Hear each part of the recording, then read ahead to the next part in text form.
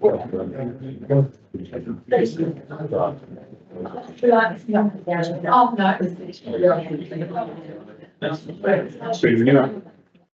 Thank you so much and welcome back everybody to what is now going to be a very large public forum, which is incredibly exciting. Thank you all for coming along to support the sector. We have quite a full public forum complement today, so I am going to have to be quite strict with the time, unfortunately, but we have certainly allowed time for each of those who wish to speak to do so. And Jane Lancaster, as Chair of the Central Otago Museums Trust, you are up first. Welcome, Jane. Thank you. Thank you, Mayor Taylor. And thank you, councillors. So I'm just going to tell you a little bit about the Central Otago Museums Trust and our response to this paper. Central Otago Museums Trust was established in 2021 with the goal of uniting and promoting the 5 public museums of Central Otago within our wider community. We are pleased to see the acknowledgement in this paper of the 7 key achievements by the Trust. The development of a museum strategy. We've secured funding from the Ministry of Culture and Heritage for the 100 Objects project. And we've established a coordinated success sector that has successfully met the outcomes sought by council for our museum network. The museum strategy serves as a guide for our programme of work, with a focus on collaboration by sharing resources such as people, skills, funds and knowledge, enhancing and creating opportunities for curation, exhibits, events and public programs, including educational initiatives, and innovating to improve the visitor experience across the district. We are currently in the process of appointing a museums coordinator to support this ongoing work for the 2024-25. After meeting with the sector about a week or so ago, we are all aligned on 3 key points in the discussion paper. Firstly, there are 3 questions framed on page 3, and we support question 2, that the council ring fences a finite pool of funding and property support specifically for the museum sector, allowing us to determine how it is best utilised. We acknowledge that the funding may not fully meet all sector needs, that by this mechanism the council's influence on decisions may be somewhat reduced. However, we firmly believe that this ring-fenced finite pool of funding is managed and allocated by a council or community boards, not the museum sector. And the Trust is committing to providing support and advice on this allocation process. We advocate for the Central Otago Museums Trust to continue its role of supporting the region's museums, and that is our option 1. The Trust has proven to be cost-effective and efficient. And across our 5 museums, there are more than 110 unpaid volunteers actively keeping our operations running. We oppose the option whereby 1 or 2 museums, ADMI and or Cornell, provide oversight to remaining museums. Such a model has not worked in the past and is the key reason why the Museums Trust was established in the long-term plan process. Each of our 5 museums cherishes its unique connection to its community, its distinct stories and its collections, and you will hear that from each of them. While sharing and fostering a cohesive network is important, it's equally vital that each museum retains its individual identity, led and supported by its local community. Our 5 museums have developed their programs and offerings to be responsive to the perceived needs of their community. There is no one-size-fits-all solutions, and each museum will articulate its own preference regarding the options presented. Thank you for listening. Cool. Thank you, Jane. Did anybody have any questions for Jane before we move to the... Could Jane just clarify the option that you supported, just to make sure I get the right one you're looking at? Option 1, status quo. Wonderful. Thank you. David Ritchie, Central Otago Heritage Trust. Welcome, David.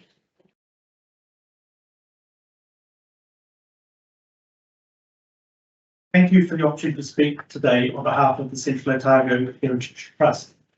The 5 Central Otago museums are all valued members of our trust, alongside 27 other local organisations. We applaud the Council's starting position in the funding options paper, which confirms that vibrant arts, culture and heritage sectors collectively play a key role in establishing Central Otago's unique identity. This role has strong community support, as was shown in the Towards Better Heritage Outcomes community consultation document, and more recently this was reinforced through the Council's Destination Management Planning Survey. Central Otago is not one homogenous community, but rather a collection of diverse communities, each with their own histories and connections to place. Our 5 museums have emerged from this diversity, representing the dedication of local communities eager to tell their own stories about our world of difference. They are essentially evidence of a by communities, for communities ethos. We believe that Central Otago is much richer thanks to the tireless work undertaken by the many volunteers who dominate the sector. But museums are more than just places to visit. They are vital community hubs that provide opportunities for people to connect, engage, learn and celebrate. Our Heritage Talks program alone over the last 2 years has attracted over 1,200 participants to these museum-based events. We believe the Council and Central Otago communities are getting extraordinary value from the $180,000 investment that is contributed by Council each year to help sustain our 5 museums and the Central Otago Museums Trust. We recognise that funding from Council will always fall short of meeting the total operational needs and aspirations of each museum, and they will continue to need to also raise money from others. We strongly believe that the budgetary challenges currently faced by Council should not be a reason to compromise an already lean and productive museum sector that is highly valued by their communities. In terms of the options presented in the paper, we advocate for the following. The Central Otago Museums Trust continues to provide a sector approach to adding value to the network. This trust was established as a result of feedback within the Council's 2021 long-term planning process as an alternative to the district museum function. The Museums Trust ensures that all museums are represented with an equal voice in defining the sector's needs. We are confident it is a much more cost-effective model than a Council in-house solution. We therefore oppose funding options whereby 1 or 2 museums, ADMI and or problem, provide oversight to remaining museums. This has been tried in the past without success and the key reason for establishing a Museums Trust. The Museums Trust program of work is guided by the District Museum Strategy and managed by the museums. To date, the Trust has fostered greater sharing of resources, improved relationships within museum staff and volunteers, built capability, and enabled opportunities to further funding for the sector, noting that the Museum Trust secured a $106,000 grant from the Ministry for Culture and Heritage. The Museums 100 project and the resulting exhibitions, which are now on display at all 5 museums, are a testament to what the sector can achieve by working together. Today, each museum has the opportunity to signal their preferred funding options. It is not the Central Otago Heritage Trust place to decide or recommend their positions. However, as Council works through the options, we do recommend that in line with question 2 on page 3 that we've just been talking about of the report, Council ring fences a finite pot of funding and property support for the Central Otago Museum sector. And this funding is allocated by Council on a 3-year long-term planning cycle. We believe it's not appropriate for the Central Otago Museums Trust to determine the distribution of these funds, as this could compromise the collaborative focus of the Museum Trust and create potential conflicts of interest in funding decisions.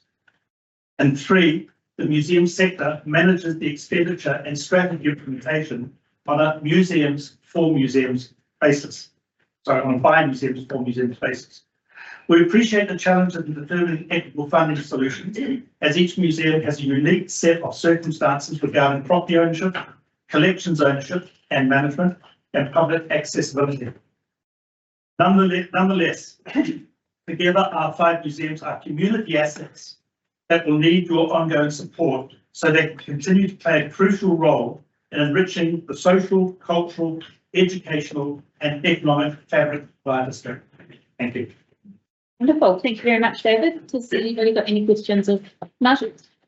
David, when you say with the funding model, the existing funding model is with the local community boards supporting the individual museums.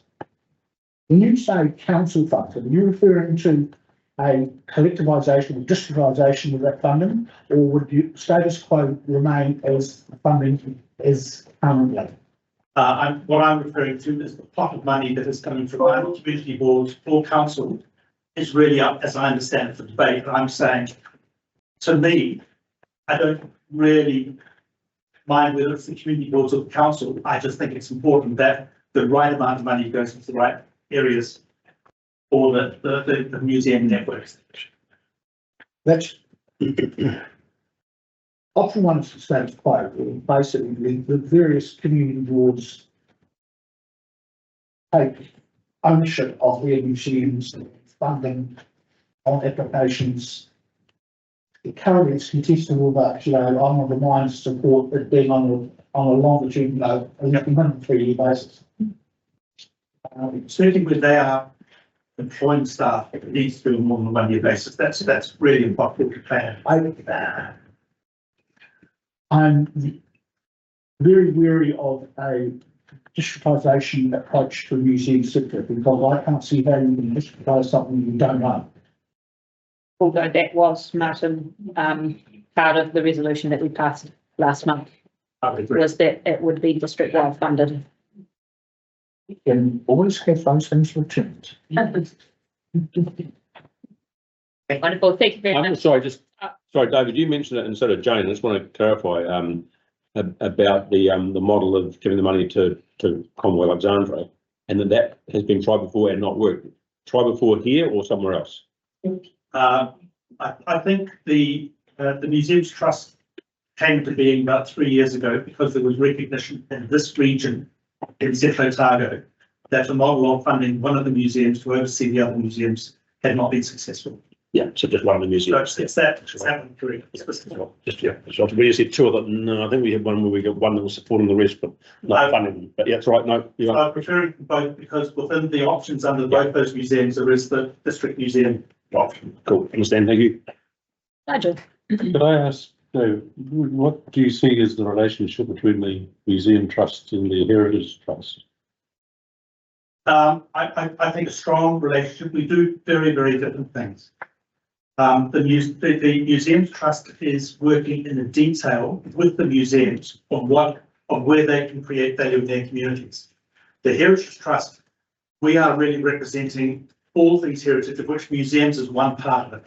But we're also very heavily involved in oral history, supporting around landscape, heritage landscapes, culture, etc. So there's a whole much wider range of things that the Heritage Trust does, a subset of which is the focus on the museums, but museums is all about detail, and we certainly don't get to that detail. So this, from my point of view, there is little overlap with regard to effort and money, but yes, the 5 museums are a subset of the heritage of the region. Yeah. Thank you very much, David. Now move to Margaret Hill from Tibet and Districts Museum. Okay, so I fully apologize to Heritage Organization. That's quite all right. We're happy to welcome the alternate. I'm the president. I'm the secretary, treasurer, project manager, and so the Tibet Museum owns and operates from 2 buildings in Roxburgh. One is on a dock reserve land, the other is a purchase property, and we own our collections. We run entirely by volunteers. We're open Saturdays and Sundays except in winter, but we are available during daytime hours all year round through our well-used call-out system and research queries, mostly done by home. So as you all know, we are not council funded. Purchase performance on bonds are added value as an asset to the Tibet Valley communities and return to the Central Taro Museum collective. This was very much recognised for the tune of over 300,000 by national, regional and local funding authorities, as well as very generous local refunds.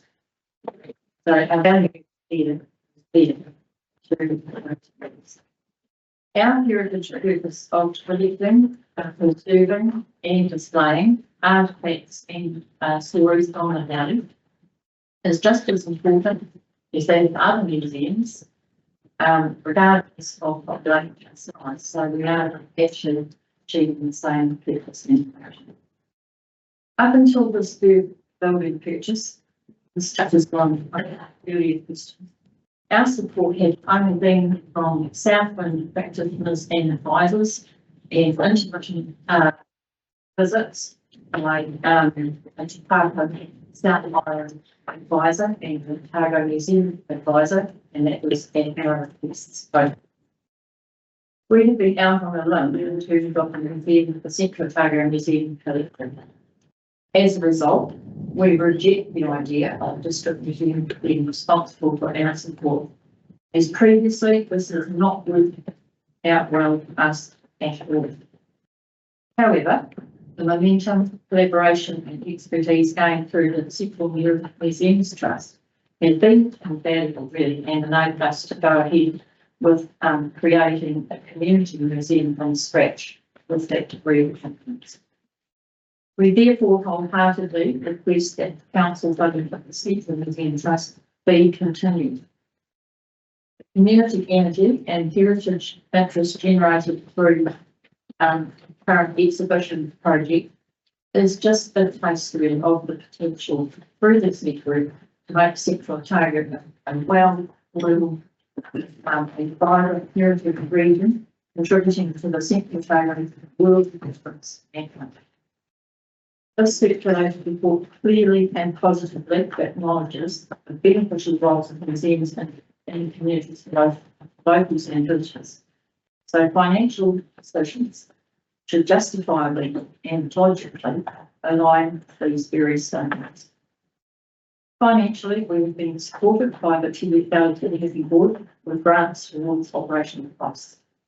We believe this board has been best placed with their community knowledge to make decisions about funding the various public organisations rather than council. Our preference is therefore for option one, the status quo. But we certainly look forward to the suggestion of up to 10,000 bonds being available in the future. Grants through an application to the Contestable Community Grants Scheme. It's 2001. Peter also supports question 2 of those posed on page 3 of the report, with clarification regarding the allocation process not being the Trust's sole responsibility. So the Tibet Museum is well positioned as a state highway gateway introduction to Central Otago and will provide tourists first encounter on the proposed museum heritage program. We look forward to Council's recognition of our endeavours to return further down the road to reach this activity. Despite the tight financial requirement at present, for both Central Otago community organisations and museum funding, we also look forward to a degree of those seemingly uncomfortable notions of equity and fairness being part of future financial investment. Thank you, Barbara. Has anybody got any questions? Perfect. Good. Thank you very much. Martin Anderson and Jennifer Hay from Clyde Museum.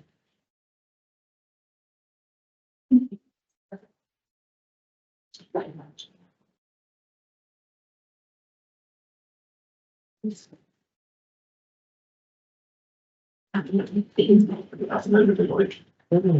Excuse the sound of my voice. I'm Martin Anderson. I'm the chair of the Clyde Museum Trust, and Jennifer is with me today. She's our museum director. Clyde Museum was established 10 years ago and has successfully run the museum since the team got 30 volunteers.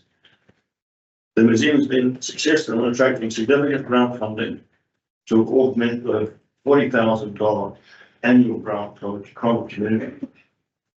And we recently heard that the lotteries commission, we've been successful in our latest grant application, but it's a third the level that we previously were able to attract from, which is going to cause some financial implications for the trust. 6 years ago, the museum was able to appoint a professional trained curator as our director, and this has ensured a regular program of changing exhibitions, together with bringing our storage systems and digital classification of our collection right up to date, as well as providing a different understanding about the art world in general. Visitor numbers are only approximately 5,000 per year, which compares favourably with other similar sized museums. It's expected that this number will grow significantly once the museum relocates to the Memorial Hall complex. Plan to relocate the museum is exciting, and one we've been planning for since the overwhelming support for this notion was incorporated in the 2022 long-term plan. Now, the council paper presents 11 options for Cromwell Museum to consider and councillors to consider. This is a complex set of scenarios, and there are some that are clearly unacceptable for us. There are really only options 3 and 4 which we wish to consider. Now, option 3 sees Cromwell Museum as being the sole district museum. We reject that. And that does not sit comfortably with us at all, nor with the other museums in our sector. That option 3 also suggests that we provide oversight and support to museums. That model doesn't work either. I can't see us being in a situation where we will be readily accepted by others to provide oversight of their museum functions. So option 3, those aspects of it aren't attractive to us. And you will find it difficult or impossible to agree on such an approach without also considering the views of other museums. So the notion of a sole district museum does not sit easily with Cromwell and should be rejected. It's also premature, I think, to make decisions. Because one of the options for one of the points in option 3 was to do away with the Taro Museums Trust. It's premature to talk about that. The trust is working very, very well. It still has another year, 8 or 9 months, I'm not sure, of its agreement with the council still to run.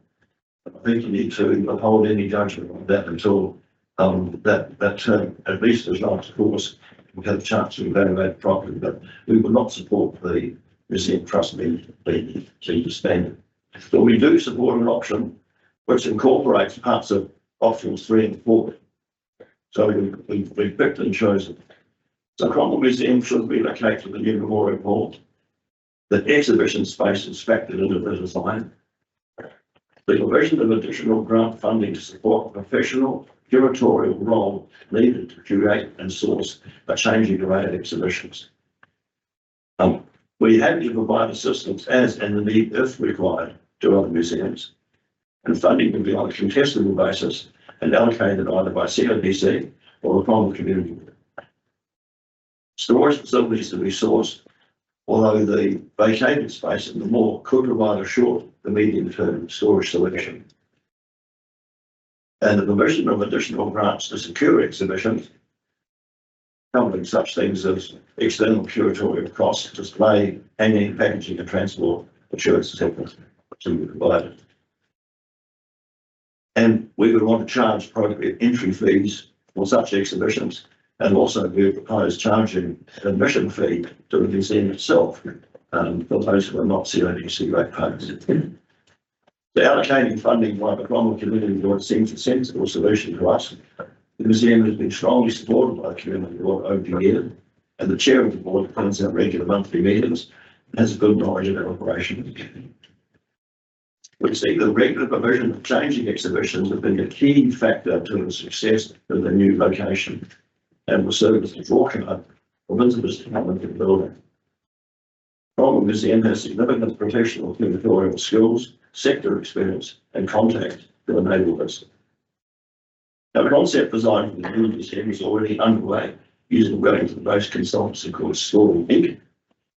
And we've been very impressed with the work so far, offering as it does an immersive and interactive experience which will appeal to all age groups, but particularly school children. We just caution council about making a hasty decision until all museum views can be heard and more importantly have been understood. Thank you, Dr. Chair.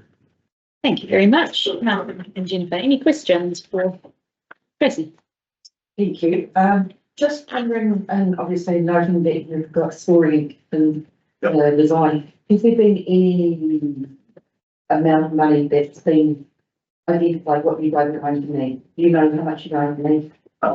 Get it underway and then I'll give you some rough figures. The provisional budget for Story was part of the provisional building budget anyway. I think the funds budgeted for that. $50,000 I think for their fee for the concept design.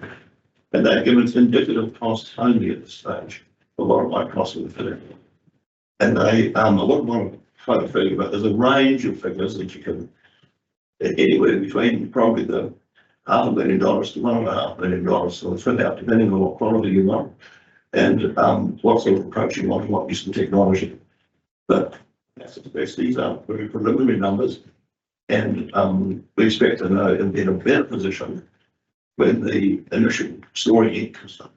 Excuse me, consultancy is finished in November. Yeah. That's one that makes a lot. Thank you. Excellent. Thank you very much, Neil. I was just thinking, Martin was obviously reading from notes with his hybrid option of 4 plus a bit, or and so it would be good to get a copy of that, I think. Absolutely. Happy to leave that. Yeah. Wonderful. Just, Thank you. yeah. Perfect. Thank you very much. Next, we welcome Paula Stevenson from Central Stories.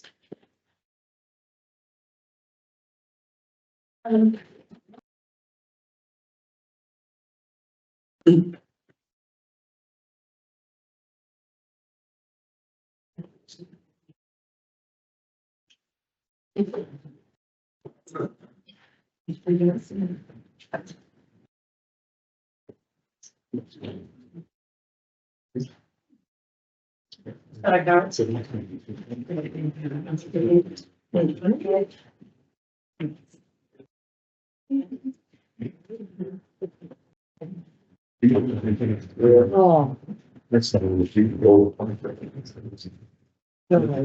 Just a little bit of housekeeping before we start. I was speaking to Dylan about it. They said to let me know. On page 8, there's a few figures, central stories, and just let you know that Central Stories currently pays 68% of the building, electricity and security bill, as well as our own cleaning. So just to get that right. Thank you for the opportunity to speak today. And the board and I decided to put forward option 6, which you should all have. Council as per the sheet in front of you. Option 6, a vision for sustainable growth. ADMI continues to function in its current location. We prefer that funding is not done through a contestable process. This takes away valuable time from the numerous programs we run at Central Stories. We would like to be a line item. If this is not possible, then contestable funding for a 3-year period as per the 3-year long-term plan. That Central Stories continues to grow, focusing on the 4 main areas of heritage, art, culture and community.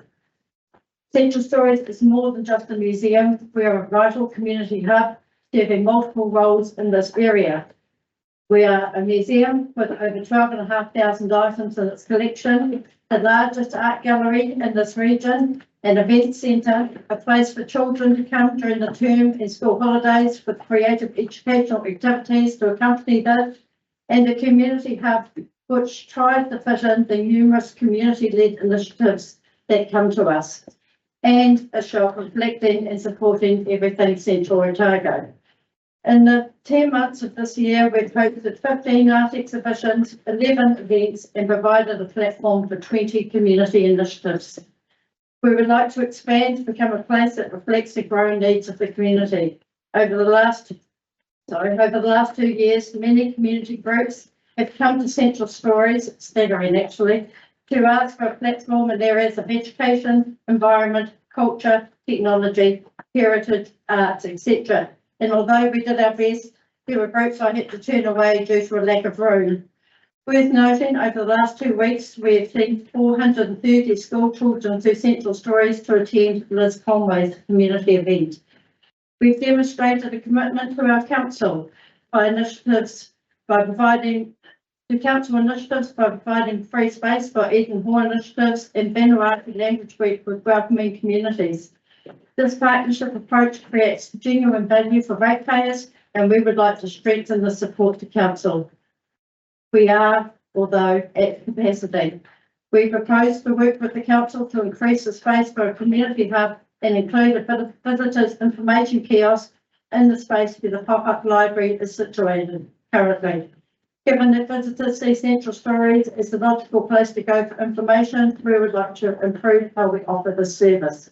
With project funding, our goal is to put a permanent children's interactive science area, which will offer an incredible resource to young inquiring minds and families. But also, let us not forget the schools, who also need support with the new curriculum in history and STEM. ADMI would prefer, and I suppose it's quite important, not to oversee or support the museum functions across Central Otago. This model has not been successful in the past, and I truly believe that no single museum will ever have the resources to do this well. We support the Central Otago Museums Trust and believe it should continue as it currently is. Free and testly, we run Central Stories frugally, but with remarkable efficiency. We rely heavily on volunteers to ensure we are consistently open 7 days a week. Only on Christmas Day and Good Friday do we close. I am the only full-time staff member, with Andy employed for 15 hours a week on accounts and funding. We average 93 volunteer hours per week. This should be noted that this figure is on the light side and does not include major projects. The contribution of our dedicated team, many former professionals, equates to more than $150,000 worth of expertise annually. Our visitor count continues to grow, almost doubling from the year before. Figures from before the library moved in showed us averaging 2,694 visitors per month.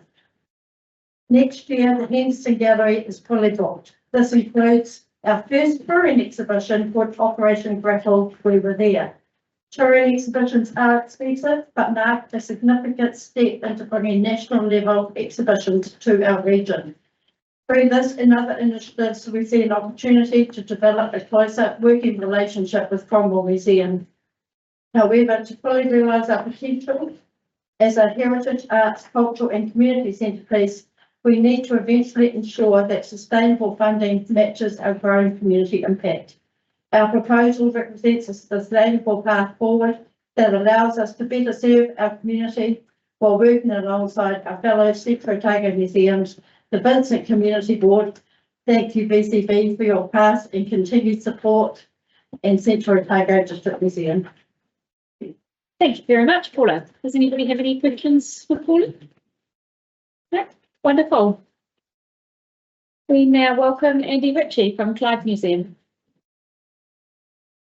Good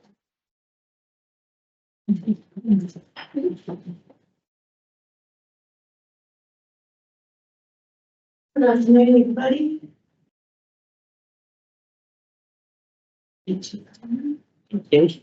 So, I'm Andrew Ritchie and I'm chair of the Clyde Museum. Now, purposes of this presentation, I am referring to the museum in Clyde Street in Clyde as the Clyde Museum, because the Brighton factory for some years has not been accessible due to the failure to meet the correct standards. And we are basically operating out of Clyde Street, which is basically a whole version of the Clyde Museum. So we're held within a building which in itself is a historic place. And for over 100 years, the Vincent County Council has administered from this site. Within the council chambers are the tables, chairs, chandelier ordered by Vincent Pipe in the 1870s from the Brits of London.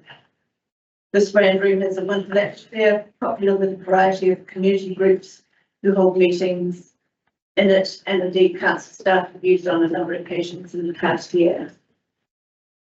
Our archives are an important resource for the many inquiries we receive, held in trust for our future generations. They are the records of families, clubs, schools, wars, and celebrations. There are no paid staff at our museum. Everything is run by a small group of enthusiastic and knowledgeable volunteers. They are the people that define us. They come from many walks of life and find company with like-minded members of the community who share their energy and passion. They learn new skills and become part of a team that continues to move forward with a common goal. The museum has hosted a number of heritage talks over the last winter, with around 200 people attending. The large space we've created in the entrance to the museum is perfect for these events, and it is currently displaying the Clyde Museum's top 20 objects as part of the CM100 project. So I urge you all to come in and have a look. This entrance space has been used for a number of changing exhibitions over the last 3 years, including 2 art shows, which involved local artists responding to the museum and its objects, a heritage photography exhibition, and popular with Clyde School, the childhood exhibition. We also collaborated with Clyde School on a precious armour exhibition. Over the past 4 years, we've raised approximately $80,000 from external funding to carry out an ongoing refurbishment of the entire museum. This includes new lighting, repainting, reflooring, and freshening up display panels. Our goal is to continue fundraising and complete this refurbishment project. We want to make Clyde Museum a place where locals can be immensely proud of their place and consider it a must-see when visitors come to our town. It's a little museum, but we want it to punch way above its weight. Clyde is blessed with many historic buildings and is often referred to by visitors as a tourist town. It attracts a large number of both domestic and international travellers that stay for a significant number of room nights. Many come to Clyde to cycle, but not all, and it is important the visitor experience goes beyond this and includes cultural offerings. This includes a museum that tells the story of the town, its buildings, and its history. Our museum does not receive any funding from council. It manages to exist by operating out of a council-owned property under a peppercorn lease arrangement. Paying a commercial tenancy rate would be untenable. The museum could not survive. Our preferred option on page 13 of the Clyde Museum document is option 3. Our second choice would be option 1, as this would enable us to at least continue operating. The Clyde Museum has for some years now stated that it is not supportive of over the $4 million allocated under the LTP for a new museum in Clyde. It is unrealistic and not warranted. We don't need a new museum. We need certainty to operate our existing museum. The issues around the property packages at Briar Herb site are complex, and as stated on page 10 of the report, it does not fully explain the potential land use options. We operate as an independent member of the Central Otago Museums Trust, a body who we fully support. It has brought the 5 museums together in a way that has never been achieved before. It delivers to our community a unified collaborative body dedicated to a common cause and utilising hundreds of volunteers, all committed to preserving. We support recommendations made by Jane, the chair of the Museums Trust, that council continues to support the trust that delivers an outcome many times more efficient than any other proposed model. Wonderful, thank you very much. Any questions for Andy? Perfect, appreciate your time. Thank you. Next up, Kate Goodfellow from Clyde School. Welcome. Back then, I didn't know what this was. Hi. Hi, I'm Taro. Clyde School. Thank you for letting me speak today. As a primary school teacher, I see our museum as an endless well of inspiration and a perfect place for students to connect with our local history. I could stand up in front of my class and say, once upon a time, Clyde was full of miners, merchants, and etc. But when they can see things, artifacts, photos, and relics from those days, suddenly history isn't just what happens, and it comes alive. It's our own heritage layered in stories of places that we pass every day. What's special about Central Otago is that it isn't just one place with one story. It's a tapestry of different communities, each with its own histories, characters, and tales. From Clyde to Cromwell, from the miners in the hills to the farmers in the plains, every town and community adds a unique thread to our region's history. The museum lets us preserve and share our local slice of that Central Otago tapestry, helping my students appreciate not just their town's past, but also the distinct stories of the communities around them. So working with the museum, we've begun to develop a localised curriculum that ties in classroom learning to Clyde's rich history and resources, like you're saying with the new curriculum that's come out. With the Clyde Museum's help, we've brought in incredible speakers like a paleontologist who told us all about that Clyde used to be a lake. We didn't know that. That was exciting and led us to go and find fossils and explore our surroundings. So we transported our students back millions of years, sharing insights into prehistoric Clyde. The partnership opens students' minds to a town's unique past and what we want to build on this. We want to build on this, collaborating even more closely with the museum to create hands-on projects that will teach history, science, and storytelling in ways that reflect our local identity. Some of my students, for instance, I bought the video, but I think we'll just speak. You can imagine. I didn't bring the cute kids to all They were so inspired by their museum visits, they decided to make a short film about Clyde's own historical outlaws, Parker and Cunningham, the notorious gold robbers. They've decided that they wanted to do this by visiting the museum and then went into papers past and wrote a script all about it, piecing together the details and imagining life during the gold rush. The museum is a spark that brings these ideas to life with artifacts, costumes, and the background to make learning hands-on and real. These are the experiences that a classroom alone just can't provide. Let's not forget the magic of a museum visit. And any teacher will tell you a museum field trip is like gold. The kids ask great questions, they're curious, engaged, and even a bit in awe. It's not every day they come face to face with our local history, or the size of a giant moa or a house eagle, etc., to understand where they have come from.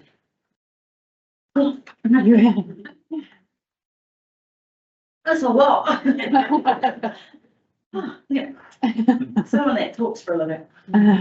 So I know that it's a tight and that every dollar matters, but keeping the museum open is an investment in our children and our community, and it is important to plant the seed of local pride and give our kids a sense of belonging and to connect them to the world beyond screens and video games and give them a chance to marvel at real life right here in our backyard. So, on behalf of future historians, filmmakers, explorers, and scientists, we would love to see the Clyde Museum running for many years to come. Wonderful. Thank you so much, Kate. Louise Joyce from Promote Dunstan.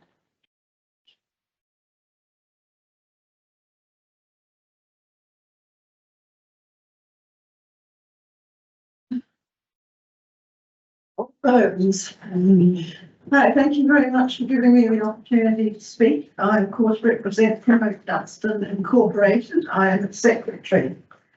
We're a community and heritage group. We are based in Clyde, but we have extended our report out elsewhere in the region. And it's through our annual fundraiser, the Clyde Wine and Food Harvest Festival, that we can fund a variety of community projects and causes, as well as the heritage projects and activities that we've undertaken. I'll talk about Clyde Museum initially, and that's a major project that we have. We've had a long and close relationship and partnership with the museum. We've added to its collection, such things as reprinting and enlarging photographs of early Clyde, purchasing and donating original drawings of Clyde's old buildings. We have a huge framed map of Clyde, which dates, the map itself doesn't because we've got a replica, but it's on one that was produced in the late 1860s. It's an invaluable resource for researchers, as in a library, the history books that were given to the Clyde Reference Library. We've installed information panels for objects and buildings owned by the museum, and we also purchased oral history CD recordings of former Clyde identities that were made before the current oral history program, which is managed by the Heritage Trust. Promote Dunstan has financially supported the museum's development, as Andy has mentioned, new lighting, the current refurbishment of display rooms. We've given them a desktop computer, and earlier we gave them a computer-driven kiosk which showed photographs and told stories about Clyde's past and its people. Our group has spent about $20,000 of community money on the museum alone. We could add a further $30,000 on the railway station building, plus the contents of the railway station museum. Why have we done it? Well, we've got some money and we're spending it where we think it helps the community. We know and value our local history just as other museums in our districts do. Each museum has its own stories of events and people, and they're run mostly by dedicated volunteers who can concentrate on what they know best, their places, their area. They are the people who can pass this knowledge on to visitors and locals, as well as and also through their museum collections. Remember too that our little museums have information only found there and are visited by many people for that reason. One growing trend is people researching their family roots. In many cases, these visitors contribute to the local economies by spending money at the cafes, the dairies, the grocery store, the restaurant and shops. The Clyde Museum, like the others, no longer works in isolation. There is now the Central Otago Museums Trust, which you've heard about, which, and I quote in the council report, is acknowledged by council staff as being very successful in achieving the outcome the council wanted for the sector. So why tamper with the current situation? Keep the status quo, leave the museums as they are, and give the trust a chance to perform. They are a community asset. But we know money is tight. We know that through our rates. We appreciate that water and sewage, roads and bridges, parks and reserves are all important to our daily lives. And we pay rates so that our council can look after them for us. But human beings need more than that to have a meaningful and satisfactory life. And I suggest that museums, while we have what is so precious, help fill some of that. Our little museums are places for learning the illustrious past of each area. And I must single out Clyde here. Let me ask you a question. Where did the gold rush in 1862 start? Well, it was in Clyde, of course. It would be unthinkable not to have a museum there to celebrate this exceptional 1860s gold mining township and to learn about the huge influence the early township of Clyde had in determining the future settlement of Central Otago. This is a very thorough report which has been prepared, and you've got a lot of options to consider. I'm not sure how you're going to get through them. And I'm not too sure also how many people realise the future of their museums might be on the line. This is an important decision you're going to make about the future of our museums, and I hope it's not made in haste. Make no change though, give the Museum Trust a chance. And that's what I have to say to you today. Thank you very much. Thank you. Much appreciated. Warwick Walker. from Central Otago Goldfields Trust.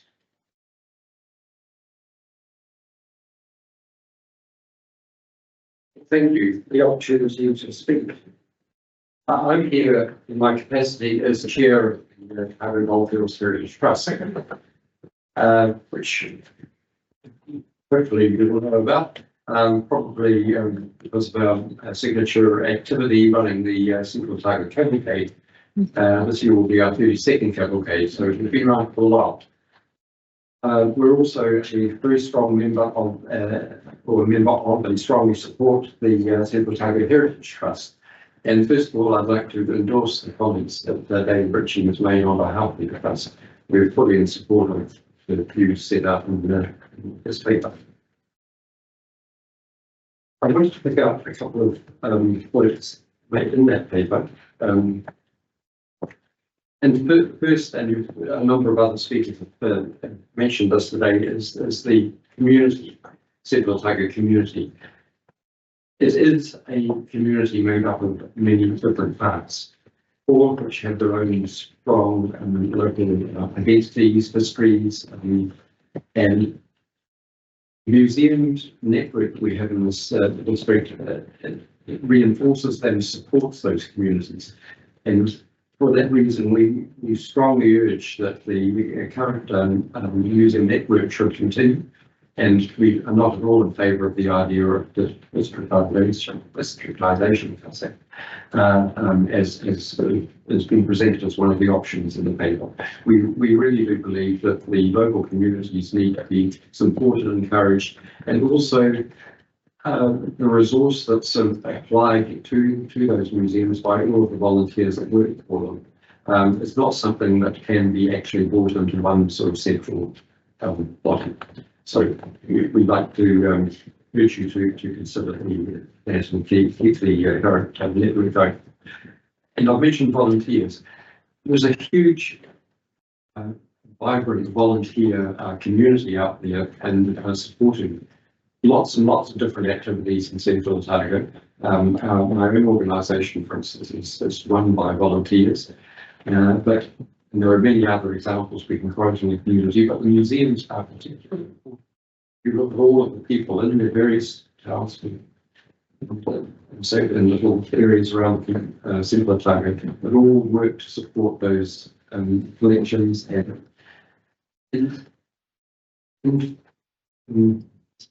buildings, I suppose, which provide a facility for the communities to do all sorts of activities as they've been articulated. And finally, I'd just like to mention the Cromwell Museum. I was somewhat astonished to read in the paper that the council hasn't yet made a formal decision to actually relocate the Cromwell Museum into the new event centre. I think I and pretty much all the community was under the impression that had been signed off. So first of all, can I please ask that the council does continue that plan, because we see this as a key component of the Cornwall Out of the Future project and the arts and history precinct that is to be created as part of that.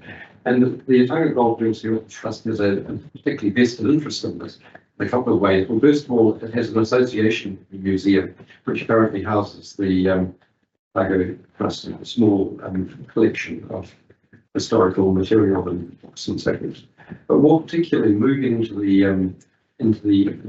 arts and heritage precinct as envisaged in the Out of the Future program.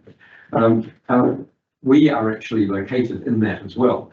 The Otago Goldfields Heritage Trust, after many years, has been able to purchase the old Methodist Church in Cromwell as its headquarters.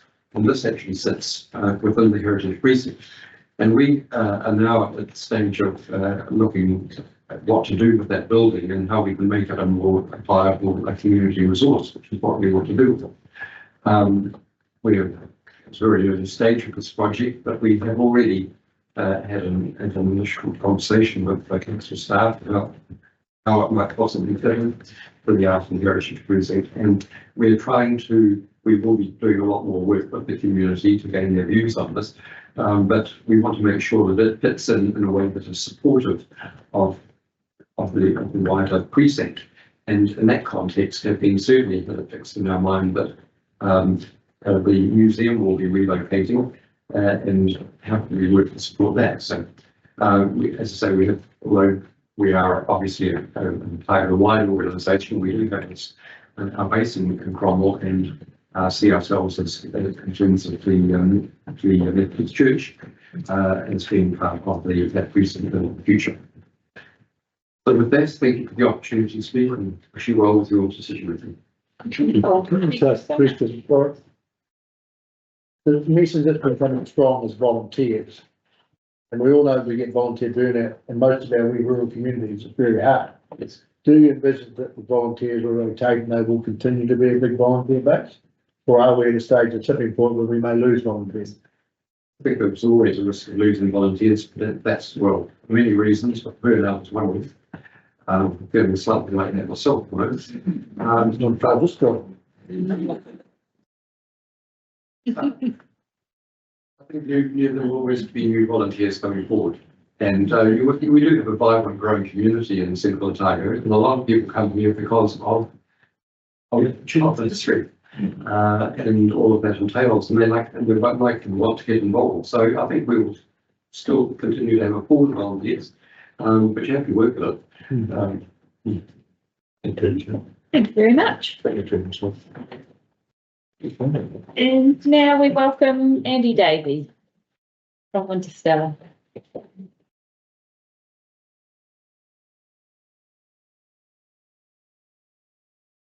Thank you very much.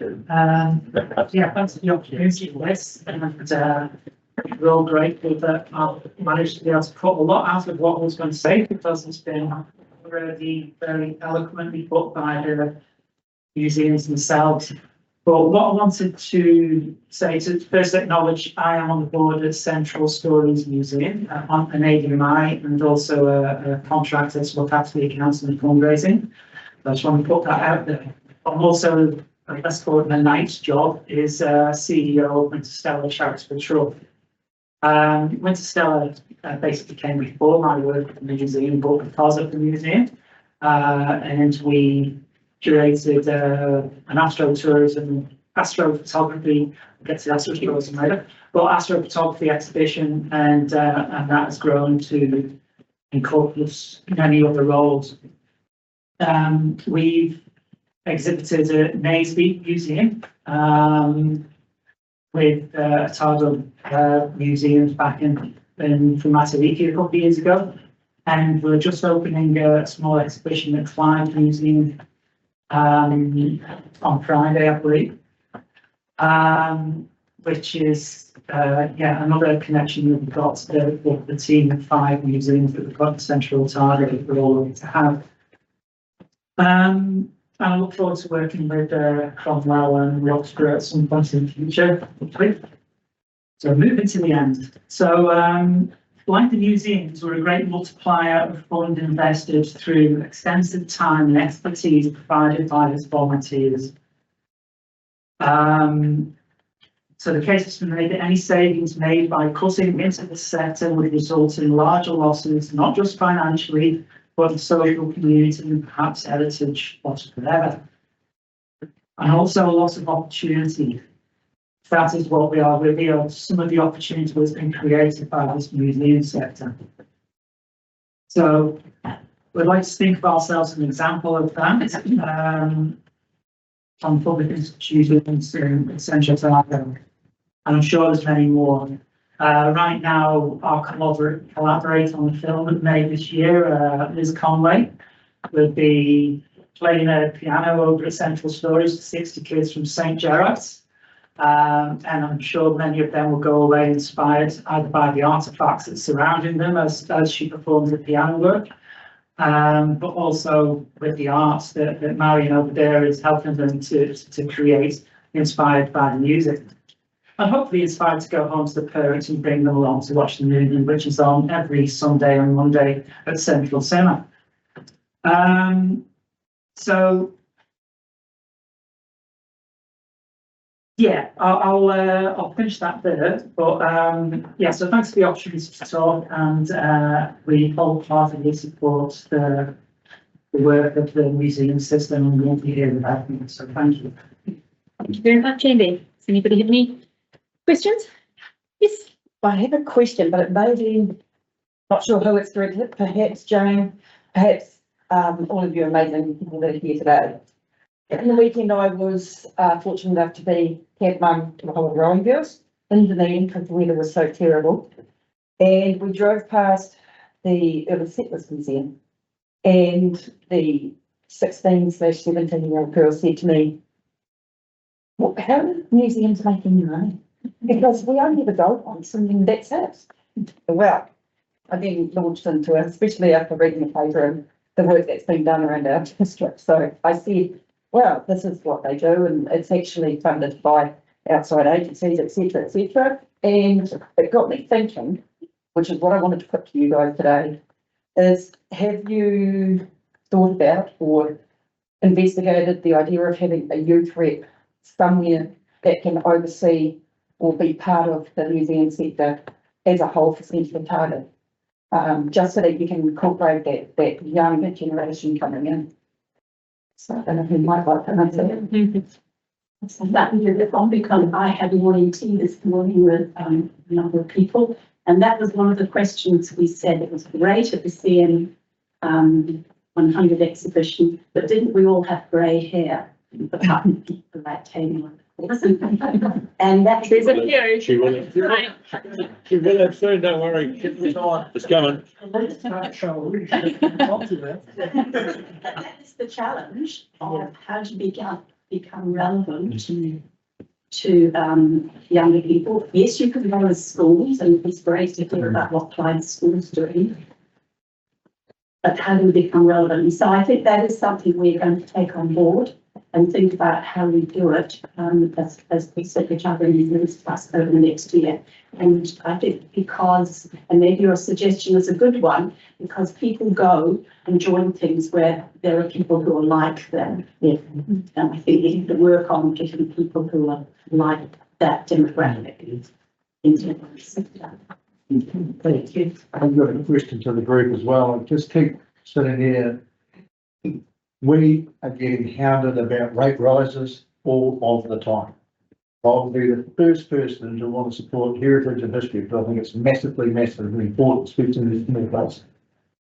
But when we're getting challenged all the time, and I know there's been pressure to tighten up museums and have one or two degrees, and I'm an absolute fan of everyone who has their museum because everyone's got their story. It's like a family. But I'm not going to say it back up the cost, but if we do give everyone their wish list, it'll be a cost. And I just hope that, if we do, that people thank us, because we get a lot of grief about cost. But possibly, can I say one thing?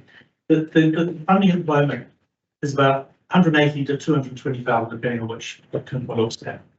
That's around about less than $10 per person per year, residents and Central Otago.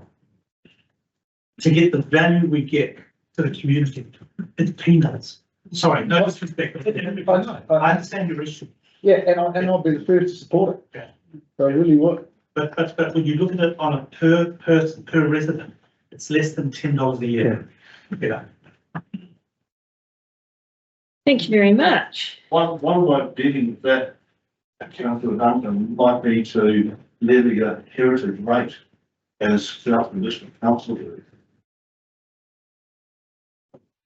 Everything's on the table come next year. Well, it is about solutions, isn't it?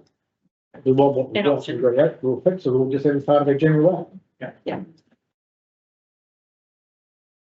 I'd like to thank all of you for attending today and coming and providing us with a substantial show of support for the sector. So you are all most welcome to stay and enjoy the next part, and then who knows, maybe you'd like to stay for the whole afternoon and hear everything that we've got to discuss. But I now welcome Dylan to take us through the report. Thank you. Eric. It's the property guy. It's a worry.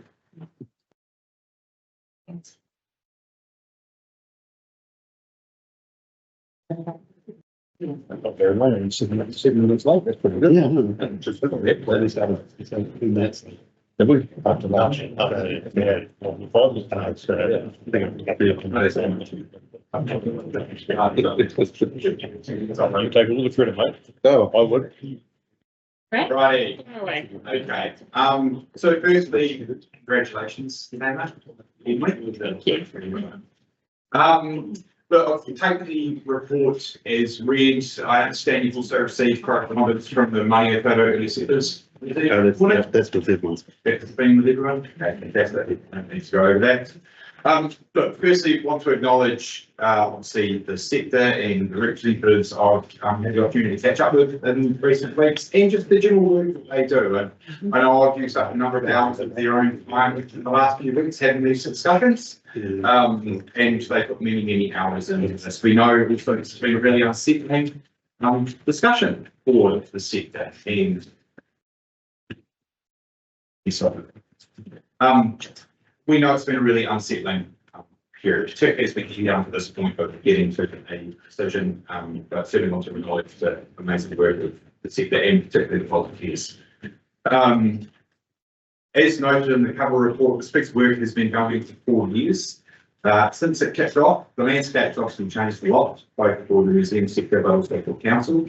As stated in the report, and as it's been discussed already, the financial pressures that council finds itself under, and having just put out a 18.8% average rate rise across the district, doesn't make the decisions you have to make easier. And of course, today, some of those decisions. Staff are now preparing budgets for the 25 to 26 long-term planning. Also, all areas are coming under close scrutiny. The provision of grants is one such area, and the provision of property that carry the true cost of the ratepayer. For council, there are no easy answers. The organisation faces further cost pressures, and sections of the community are asking for us to find savings. But equally, you're going to have other sections of the community saying continue to spend money or even increase your investment in certain areas. Possibly, it's the same sector of the community in some instances. The options presented have varying levels of complexity. Some options have a direct impact on another, and I'll try my best to work you through those as we discuss them, because you will see they're a bit flow on from one to another. One impact that was raised last week by the chair of the Tevere Valley Community Board, Davey, is that if museum funding for the Tevere Valley were to revert back to the community board, but the ADMI or Cromwell museums being larger properties remain funded through the district fund mechanism that's just been approved, this community would essentially be paying twice. The Vincent Community Board Vice Chair, Jaden Crom, yesterday raised his concern about how the districtisation decision had an impact on museum funding that they as a community board weren't fully aware of. Yesterday at the VCB meeting, Vice Chair brought a notice of motion, which I understand you also have in front of you. As a result, the VCB recommends supporting the retention of the Clyde Life Street Museum and ADMI at Central Stories. The retention of the goods shed is to be investigated. The redevelopment plan of the Clyde Museum is to be stopped and funding removed from future LTP. And the community board's ability to fund museums is not limited by a resolution of council. Jaden, does that capture? Yeah. Thank you. Everyone else has covered everything. Thank you. Over the past few weeks, I've caught up directly with individual museums, and in the last week, the sector group as a whole run through the various scenarios. As you've heard today from the sector representatives, there is support and alignment amongst them. You'll also have heard their passion for keeping the history of our communities alive and beyond the sector representatives. Cool. Property matters relating to this paper add to its complexity. Some museums operate on a paper or lease within a council-owned building, which means any property-related costs are not fully recovered. However, as noted in the appendix, the property costs will remain with council, regardless of whom the tenant is, should it not be put onto a commercial lease. The challenge with making such a change for the museum sector this unintended consequence this may have for other community facilities. I'll talk you through that if we have that conversation. Should council be of a view, museums should pay a higher level of lease. There is every likelihood that those museums will seek a high level of financial support through community grants, which creates essentially an internal money barrier. This piece of work has also identified a gap for council in not having a community facility strategy. This is a piece of work staff will look into, this is a piece of work staff will look to pick up in the future. It is also noted that QLBC has specifically included social infrastructure in its revised infrastructure strategy that has just been approved through its LTP. Staff will look further into this as we look at what a community facility strategy for Central Otago looks like. So as we move into the paper and decision making, Council has 3 questions to keep in mind as outlined at the bottom of the report. Does Council want to take a more direct approach to funding and support? Essentially, does Council want to run museums directly? Option 2, will Council prefer to ring fence its legal support for understanding it is the sector driving the future of museums with limited input from Council? In option 3, in the face of cost and community pressures, does Council remove itself partially or fully from funding and supporting museums? And just before we do move into the decision making part of the meeting, there is, and it was raised by a number of people today, around the community grants and having access to multi-year funding. There is a grant review policy, grants policy review coming to you in November, which will carry the recommendation that community grants can be allocated multi-year in the first year and the long term. And that is me. That is a lot of options. Yeah. And a lot of options. Yeah. Questions for Gareth? So kick us off. Ian. In terms of the voice, we've been doing quite a little bit of scrolling through You might be better. I have been in there as a user, and I suggested that I had multiple times, and it's a. So this would just actually cost a budget.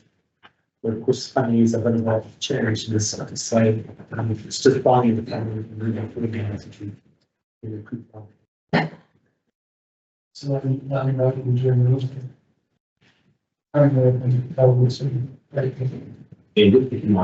We're not open during winter because it's so cold, but our volunteers continue to work in that building through the winter. Well, right up. Well rubbed up. And also we do have heritage talks through the winter, and other things going on and meetings in the chambers. So it is used, but yeah, it is free. Matt. There's a big chunk of property issues been brought to this table in this report. In my mind, should be, because I've got the 2 issues to discuss. We've got the philosophical decision to make on what is our role as council in the sector. But Clyde especially raises some issues, and also the issue around prominent the assumption that the museum is going into the new memorial hall and the subsequent cost. And I just wonder if there's some further work will need to be done. Following this meeting, if we giving you guys a clear direction of where we want to be as a council in the sector, I gather there's considerable work will need to be done from the property perspective as far as what happens to existing buildings and what happens to any new developments. Yes, so as noted in the appendix, there is definitely with Clyde particularly, the work that we need to carry on. Essentially, I guess we're saying to councillors to give us permission to continue that work. So there's a cost associated with continuing to do that work, whether that be legal assessments, whether that be engineering assessments of buildings. With Cromwell, I guess it's not quite such an issue. The issue with Cromwell will be if it goes into the hole, there's a lost revenue opportunity if we were to not be able to find another commercial team, of which there is no guarantee that we could. But this comes down to the operating model of the whole impact. So on the 13th of November, we'll be taking the council through the level service review or holding the volumes within to the museum buildings in the project. Martin, I'd like to thank the museum sector for coming out today. We've got a very critical decision today. I note comment from the chair of the Teviot Museum that if distributisation as it stands now, people will be paying twice. I apologise if in any way it's in my voting in support of distributisation, I inadvertently supported the distributisation of museums because I don't. I can't see how as a council we can distributise something basically that we don't own. I support the provisions laid out in your report regarding the council continue funding the museum's trust, because I think for that 50k being spent there, we're getting a huge value of money. I personally support each and individual community having the right and the privilege to protect its own treasures. We are a diverse community with diverse stories to be told, and we should be encouraging those storytellers and supporting them in every which way we possibly can. Yes, we are living in straitened times at present, but taking the knife to the soft underbelly of the heritage sector is not going to save the questions and increased rates. We live in a community which doesn't celebrate itself, its past, and then it doesn't look at its present and it can't see its future. It saddens me when I unfortunately through my health and issues at the Blossom Festival, I didn't manage to get to the previous museum workshop. And it saddens me that our former mayor actually states at the front there, this refresher of this meeting is a direction setting only requires clean hands and fresh minds. All previous sports are to be left at the door. Well, I'm sorry, I don't agree with that. I think there was an agenda to actually rationalise the museum sector down to one or two. And I can't support that at all. I cannot support this council funding museums either, because I think that belongs in with the community boards. And yes, we have distributised things, but when it comes to parks and stuff like that, I have no trouble. Swimming pools, I have no trouble. Libraries, I have no trouble. But things of cultural importance to us in Alex or Clyde or Cromwell or Teviot or Rayfield, that's important to those people. If we're going to have a role as community boards, I think having a say in our heritage and how we support and how we celebrate our past and our present and our future is going to become even more critical after digitalisation. So the option to remain the status quo is one I support, and I support the continued funding of the District Museums Trust and funding through a non-contestable process through the grants policy to continue supporting ADMI and Clyde Heritage Precinct. Just do you feel better now? wait, that's like so I keep at 3 o'clock in the morning. I did say I would identify potential risks or when one decision has a flow impact to another. One in there would be around the Cromwell Community Board is funding the Cromwell Museum inside a district heights Cromwell Hall. Creates a bit of an operation for us. So we would have. Well, I mean, it's ridiculous that we should be paying for things twice. Well, we're also paying, we'll point out, for the Otago Museum. Well, that's which is a legislative requirement. That's something we've got no control over. That's a legislative requirement through Wellington. Yes, so I think in terms of this discussion, we had a consultation with our community in 2021 where they clearly said that this council has a role to play in the museum sector, and out of that came the Heritage, not the Heritage Trust, so the Central Otago Museum Trust. We asked them to do a number of things which they have delivered on, as Martin says, that would appear to be really good value for money. So I guess in terms of breaking up this conversation, district-wide funding, museums were a part of that conversation and a part of the resolution that was passed last month. However, how that money is then distributed via community boards or councils is, I guess, part of this conversation. How would you like that broken up? Or direction of staff and for ability to set an easy resolution? Do you want to go through each museum, or which then I think doesn't give a clear picture, because you might say, well, we're going to leave one museum to be funded by their community board. It really needs to be the same across. Yeah, so I mean, from a district-wide rating perspective, which is what the resolution passed last month said, was that you could rate the community for museums, and then how you apportion that funding to the respected sector is to be determined by council. So you could continue to fund the status quo, but through a district-wide rate. It would be a single rate across the entire district. All I would say, and I'd have to get some legal advice on this, because you've made a formal resolution of council around districtisation, to unpick that, there may be a time frame that's needed before you.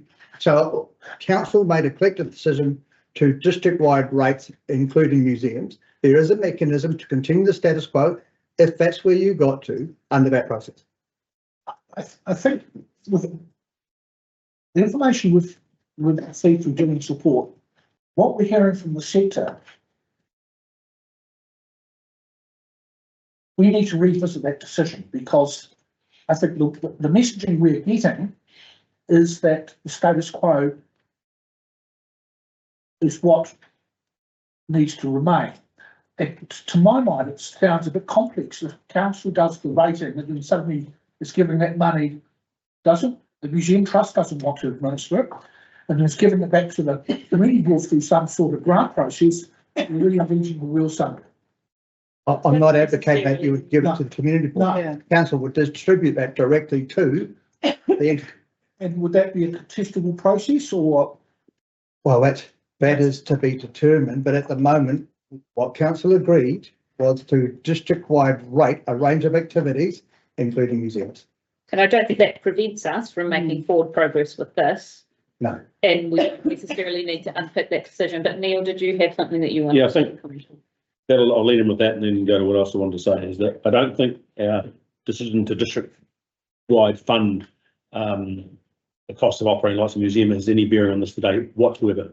Forget about it. It's not a reason to not go forward. It's just an internal bit of housekeeping, some jewelry poker with the account ledgers and stuff to do it. No grants process. The council will just say, we want to rate this much here for these museums, and we'll collect it on district-wide rate. And what will mean is that if it's $10,000 for Teviot, it might be that actually, 15,000 comes from the Teviot or 5. If you look at the rating base, we don't need to concern ourselves with that. At the end of the day, the decision can rest and it doesn't complicate things at all.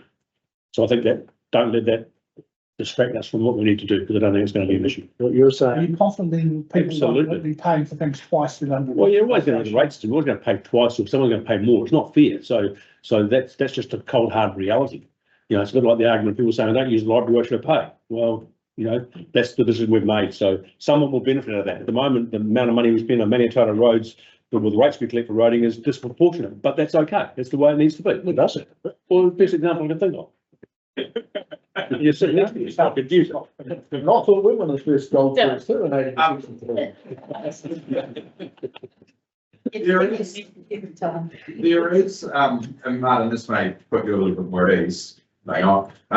There is an option 2 in here, which is that ADMI and essentially a version of this Store Chronicle become council funded, but the respective community boards retain the ability to provide a grant of under $10,000. So it would be the same terms as the money is owed to you about candidates have to pay the term as well. That there's no guarantee that council is going to continue funding ADMI or whoever at current rates are being funded. There's no guarantee through anything that anyone will be funded at the same. We have more at a community board level. I think we have more of intuition to continue to support those community groups at current levels.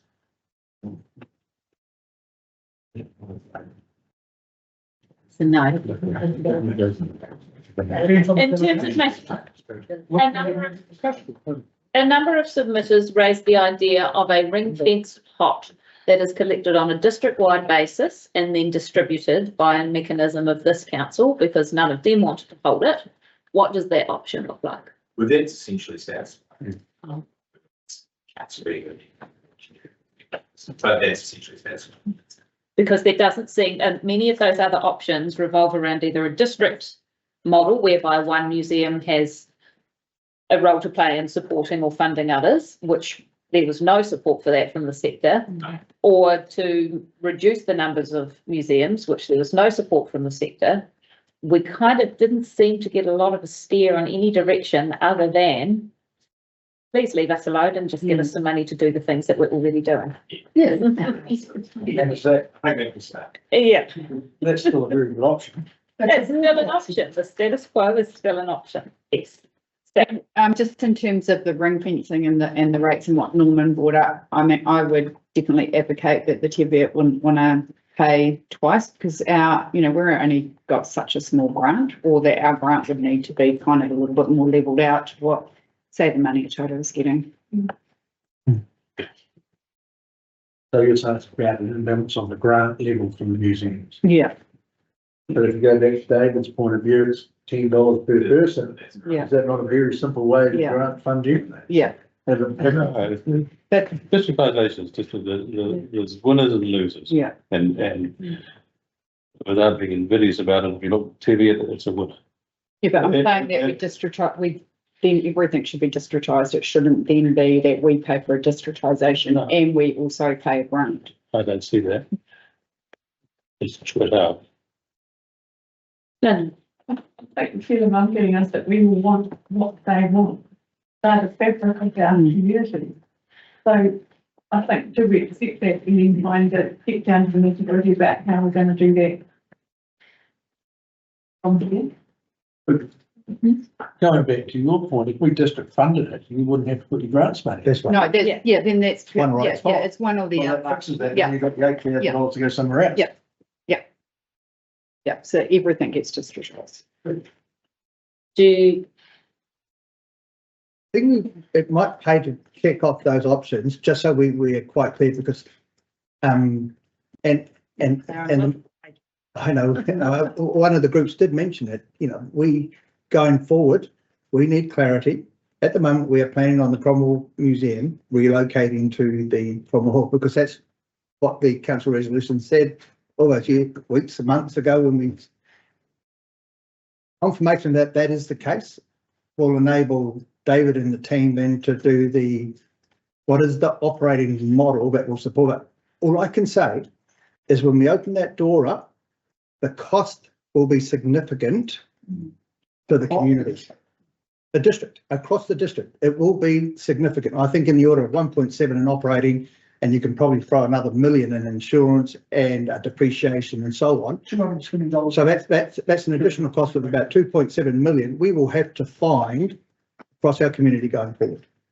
With respect, you've been faking the operating costs of a new full event. Oh, that's right. With one portion of what we. I know, but to run a museum in that facility that matches the status of that facility, I think it'll be fair to say it is not the operating funding that the Cromwell Memorial or Cromwell Museum is utilising right now. It will need a significant uplift. I agree with that. To just from the fixtures and fit out, and then the staffing of it, so there's a significant uplift that will be required. So we're just making sure that you're aware.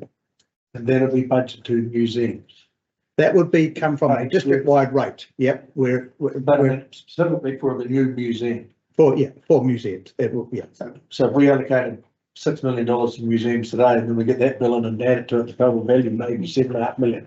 That's right. And then it gets. Lindley. So that's a separate situation than the existing museums have already got. That's right. We need more information about that. Yes, it's coming next month. The decision was made about digitalisation plans. The decisions we make around Cromwell's museum is going to cost. But the decision will be made about Cromwell Museum.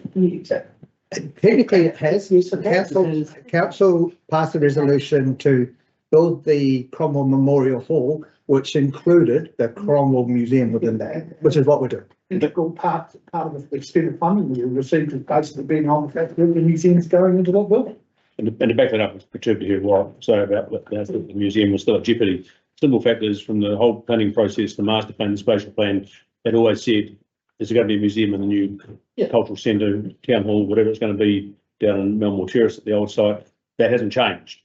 Council has the prerogative to turn around and say, oh, maybe not. And it hasn't done that. And depending on where we get to today, that could be where it ends up. That's one of the options that's there, pretty much. It may not go there. So that will be The museum sector from Cromwell would probably take, well, I know a major hissy fit. I wouldn't blame them. But the key thing for me is that today we've heard from the sector experts, I think it'd be fair to say.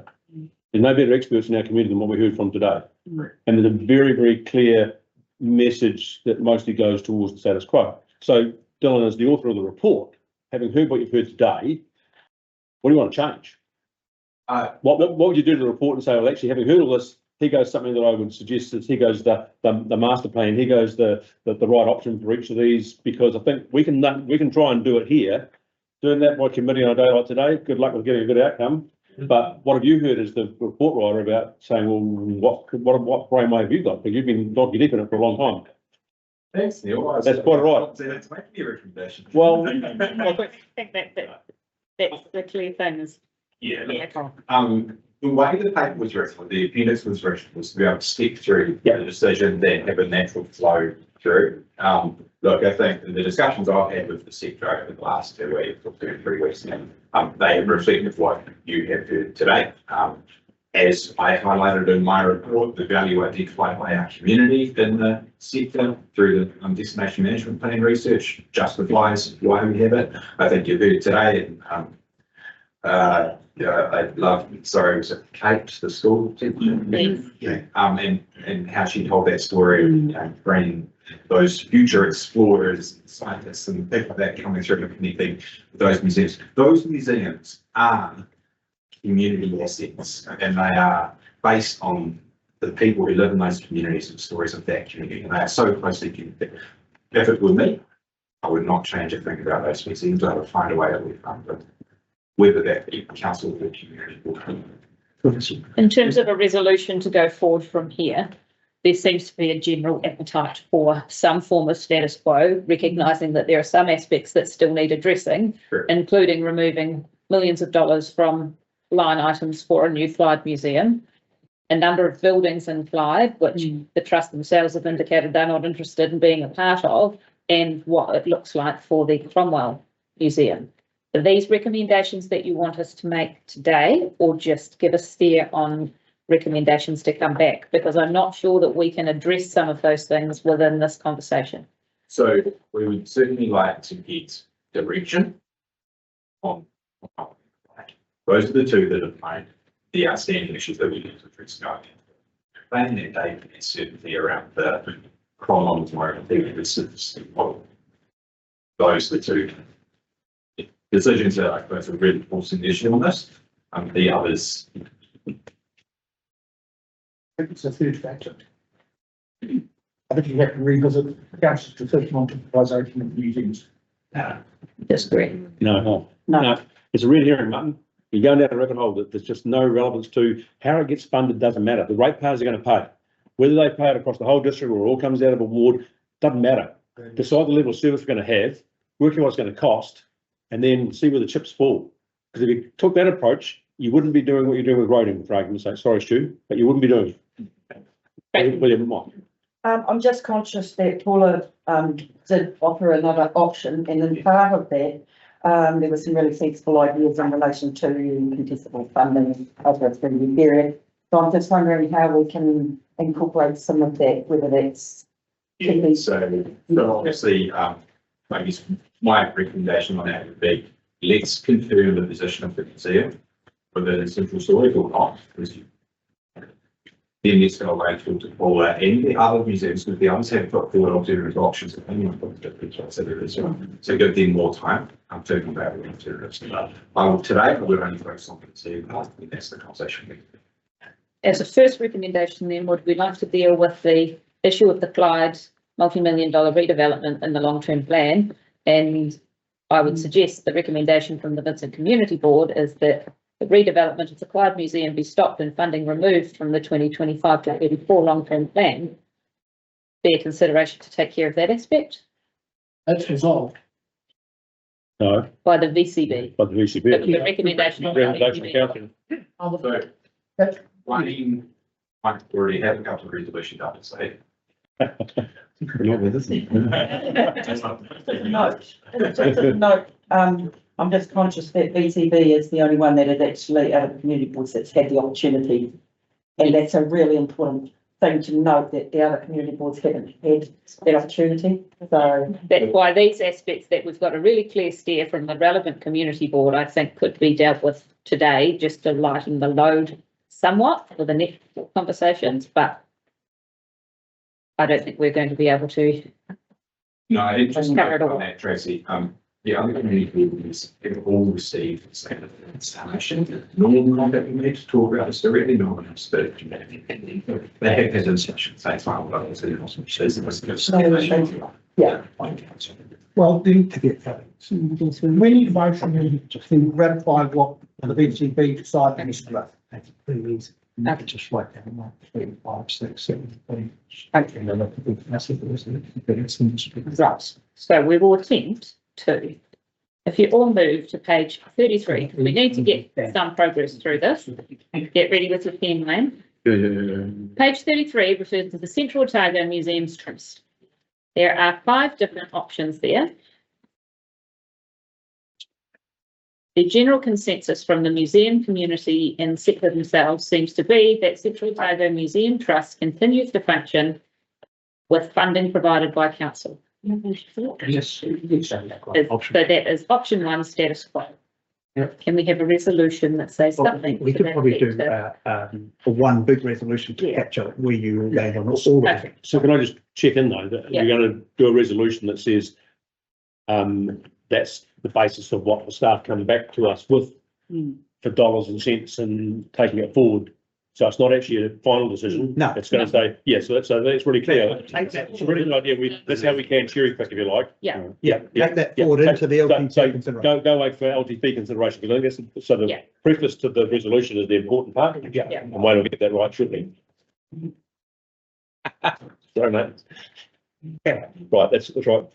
Thank you. As Neil says, this will be still going out to our communities as part of the long-term plan. Yeah, which is good. Then we go to the Teviot Valley Museum on page 34. Whatever we're up to, 35. 34, must jump in here.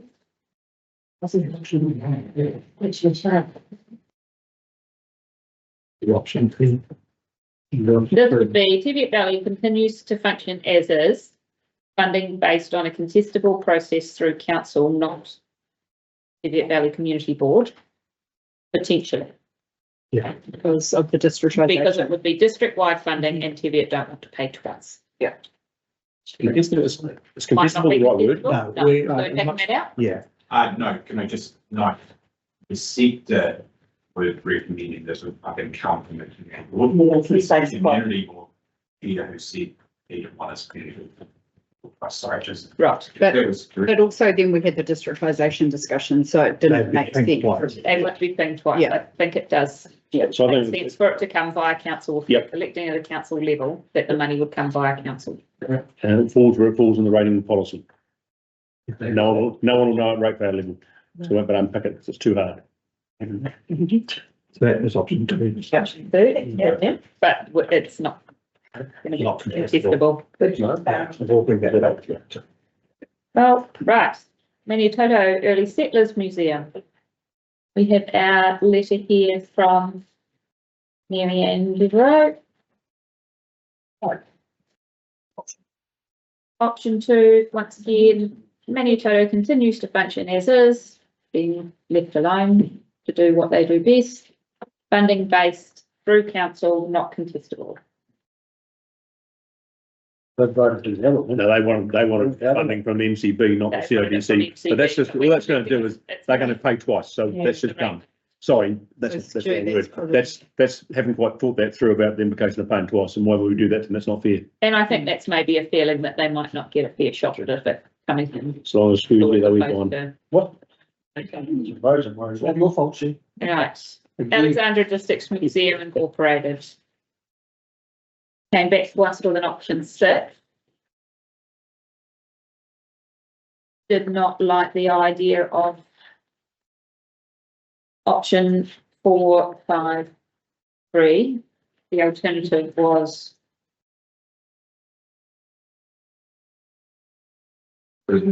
or multi-year funding, which was effectively status quo, but was multi-year. Yes, so, I guess keeping in mind the previous one's option 2 is the one. Yeah. And then we can have a further conversation with the initial proposal. Yeah. Yeah. It seems option 2, option Yeah. and its current location. Because New base. the work you'll do will look at the dollars you've got there, and then look at what they're saying, it's not contestable. Yes, there's also the conversation we've obviously had with yourselves around the future of central stories and what else seems to originated, so that's going to be factored in. And the aspects around VCB and or the Cromwell Community Board having a small grant less than 10,000 that would come out of that option. Yes. You right there, Wayne? Mm-hmm. Right. Can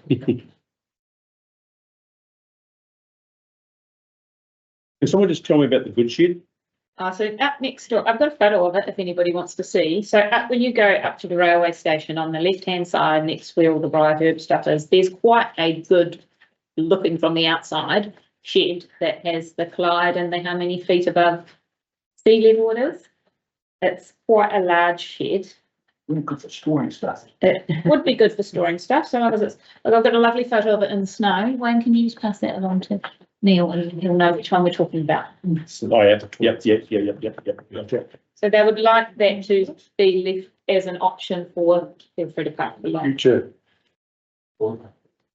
Not next to the stuff that looks like it's going to fall down and squish everybody in any moment.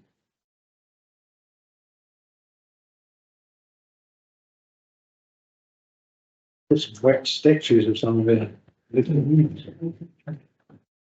So Clyde do not currently receive any funding from council, but I'm sure they potentially would like to, other than their peppercorn rental.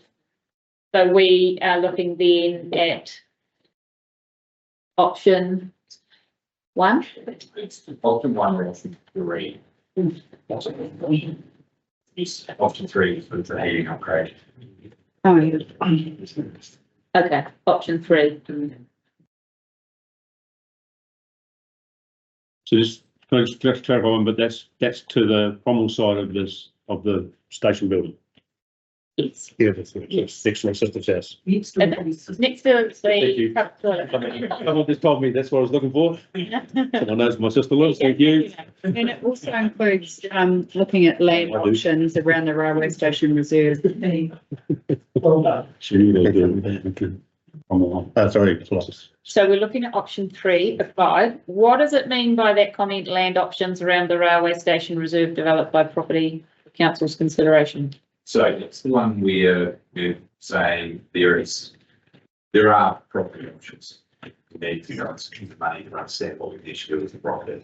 Yeah. And if you go from page 4, it's got some. So that's talking about the Briarwood Museum and the goods shed and the police lockup. Correct. Does that need to be a part of this conversation? That could be separate. Or could that be separated out? Because there does seem to be a bit of a stare from that sector that they do not necessarily want those. And it would be good to have that conversation before we start spending money on engineering reports and things like that. Yes, good conversation for the food. Levels of service. Yeah, levels of service better, wouldn't it? Right. Okay, that one? That was options correct. That was option three, Three. yeah, but maybe if we can separate out some of that property stuff for the Clyde. Just on that, I'd assume the property stuff's still gonna have to come as part of the bigger picture. Yes, it will, yeah, Still gotta be- yeah, but just maybe not contingent because we don't Yeah, want reports or things to hold up this process yeah. further. Cromwell.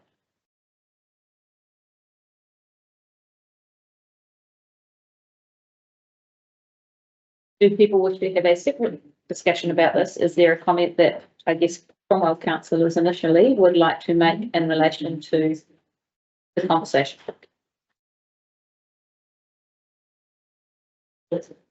So what we heard from the museum sector, from Martin and Jennifer, was option three, but not the sole district museum and not the supporting, oversight and supporting the other museums. Is that pretty what we heard? The same option. More way four. Yeah, this was, this was option four plus some stuff in the end, yeah. Cheaper too. Yeah. And I think that sounds to me consistent with what the board's expectations of the whole project are. And seems to be consistent as well with the Cromwell community expectations Yeah. and the sector's expectations is, I think, what we are hearing, unless anybody has a contrary view. It seems to be the starting place for the next step to that. So Option will inform the money. So option four, but again, we'll remove the contestable Yeah. bit. Yeah. I think So so. CCP has a small grant allocation, we'll remove that. And if we have to secure exhibitions, then that'll be operationally funded, so that won't be an additional grant, it's just part of the operational funding we'd have to look at. And clearly $80,000 a year is, Won't be sufficient. no. And what that Needs a looks zero at like least. is still being worked through, and as Yeah, they have that's right. highlighted, they have sought external advice from specialists in that regards. And Dylan, are we able to then, if we were relocating the museum, are we allowed to look at options of what we could potentially do with where the museum is now? So in terms of that building, so that would be that conversation. Yeah. But that conversation, it covers buildings in Clyde, it covers the All property that the council. property will that come back. in the mall that the museum presently is in. And also, it also should cover the underutilisation at present of central storage. Well, we've seen it's not underutilised now, given it's full of exhibitions for next year. Pardon? Oh, Paula talked about the exhibitions, it's fully booked for next year for exhibitions at central No, storage. what I'm saying, I'm not, central storage is, the report says is at present used up to 68% by the. No, that's what they pay. Yeah. The museum. They pay for it, yeah, and the cost for So you're that. saying that whole building is utilised by the museum? No, That's what I'm saying. there's other organisations in there that pay. Yeah. Like the cinema. Just with the Cromwell one, just wanted to keep some a bit of a steer on going. This is a property conversation as well, but it's just around noting if going into the community, say a new memorial hall, the staff recommendation would be that there isn't storage facilities built because that's using up their livable floor space and the alternative storage be sourced at a different site. It's really good shit. So much cheaper. It's Go nuts. I think I'm well and going home. If I finish here, I'm going home. All right. Is that, It's a museum piece. You okay there, Wayne, with that one? Wayne will put those out. So it's probably just. He's going to find for option four for that was the removal of the contestable part in the. Then he's going to find Yeah. CB grant. You broke some roller.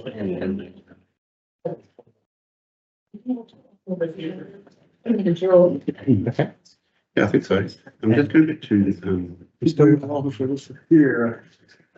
you still have to do. Yeah.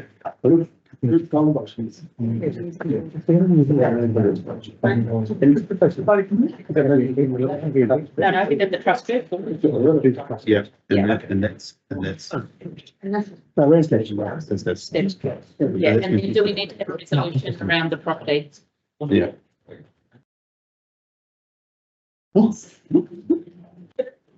Gareth would really like a resolution around the property. Yeah. And what would you suggest, Gary? Just doing for a central store for museum workers. Okay. and what that looks like, because that'll be a lot less from real estate. And do we have to be any more specific around the properties implied at all? Or that's generic, will be folded into the. Yeah. So it's really about the storage to explore. Absolutely. Well, then, so it's not land options. We've got to just check out. No, so it's land options is required. So the 21 that's achieved with it, explore options at, the Alexandra Airport facility for general storage and, civil defence.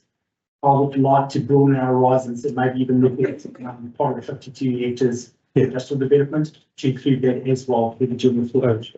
The words around, explore storage options. Yes.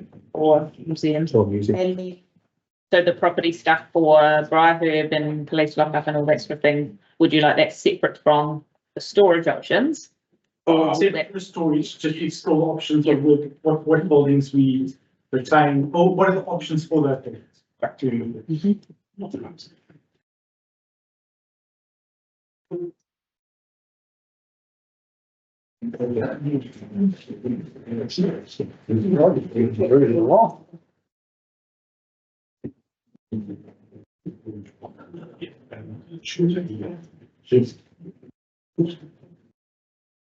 we should ensure that one balance the property, so, we practically all site. Yeah, Wayne will put them up on the board.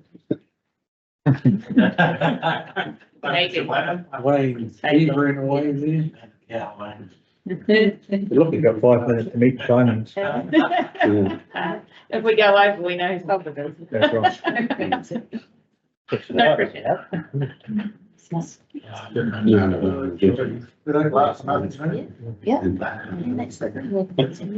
when I look at you.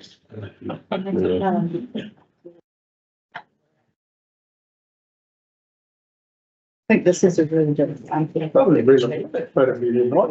Oh, so cool. Yeah, I'm gonna go around. That was that old black and white one that went around losing things in that. Yes. Can I make a comment? Because I think all of us, probably with the talk of districtisation in museums, in amongst the idea of costs and where to save costs, and we're sitting in an environment where we've got a government that's telling us to concentrate on the must-haves instead of the nice-to-haves. And I'm not arguing against it, but I just want us to be very sure we know what we're recommending here, because it's not a status quo. What will arrive out of what's decided today is a very substantial increase in the costs of museums. Possibly. Not possibly. Yep, it's a conversation that needs to go to our community. Just as we said, just as the government have said, you've got to do just the basics. Our community have the right to say the basics and. Oh, yeah, I agree. And yeah, what we've seen here today is that on a smell of an oily rag, we get unbelievably good community volunteer participation, which you would throw away at your peril. You'd be nuts to. But on the other hand, the status quo isn't quite good enough, because what should be happening at Central Stories and what should be happening at the new town hall is something better than what we've got. And and that costs money. So it's not status quo, it's actually improving on what we've got. But the fact remains that we're going to be sitting there looking at 5 museums that we're going to have to fund. And I know they do an LTP, and I know what the answer will be. Yep.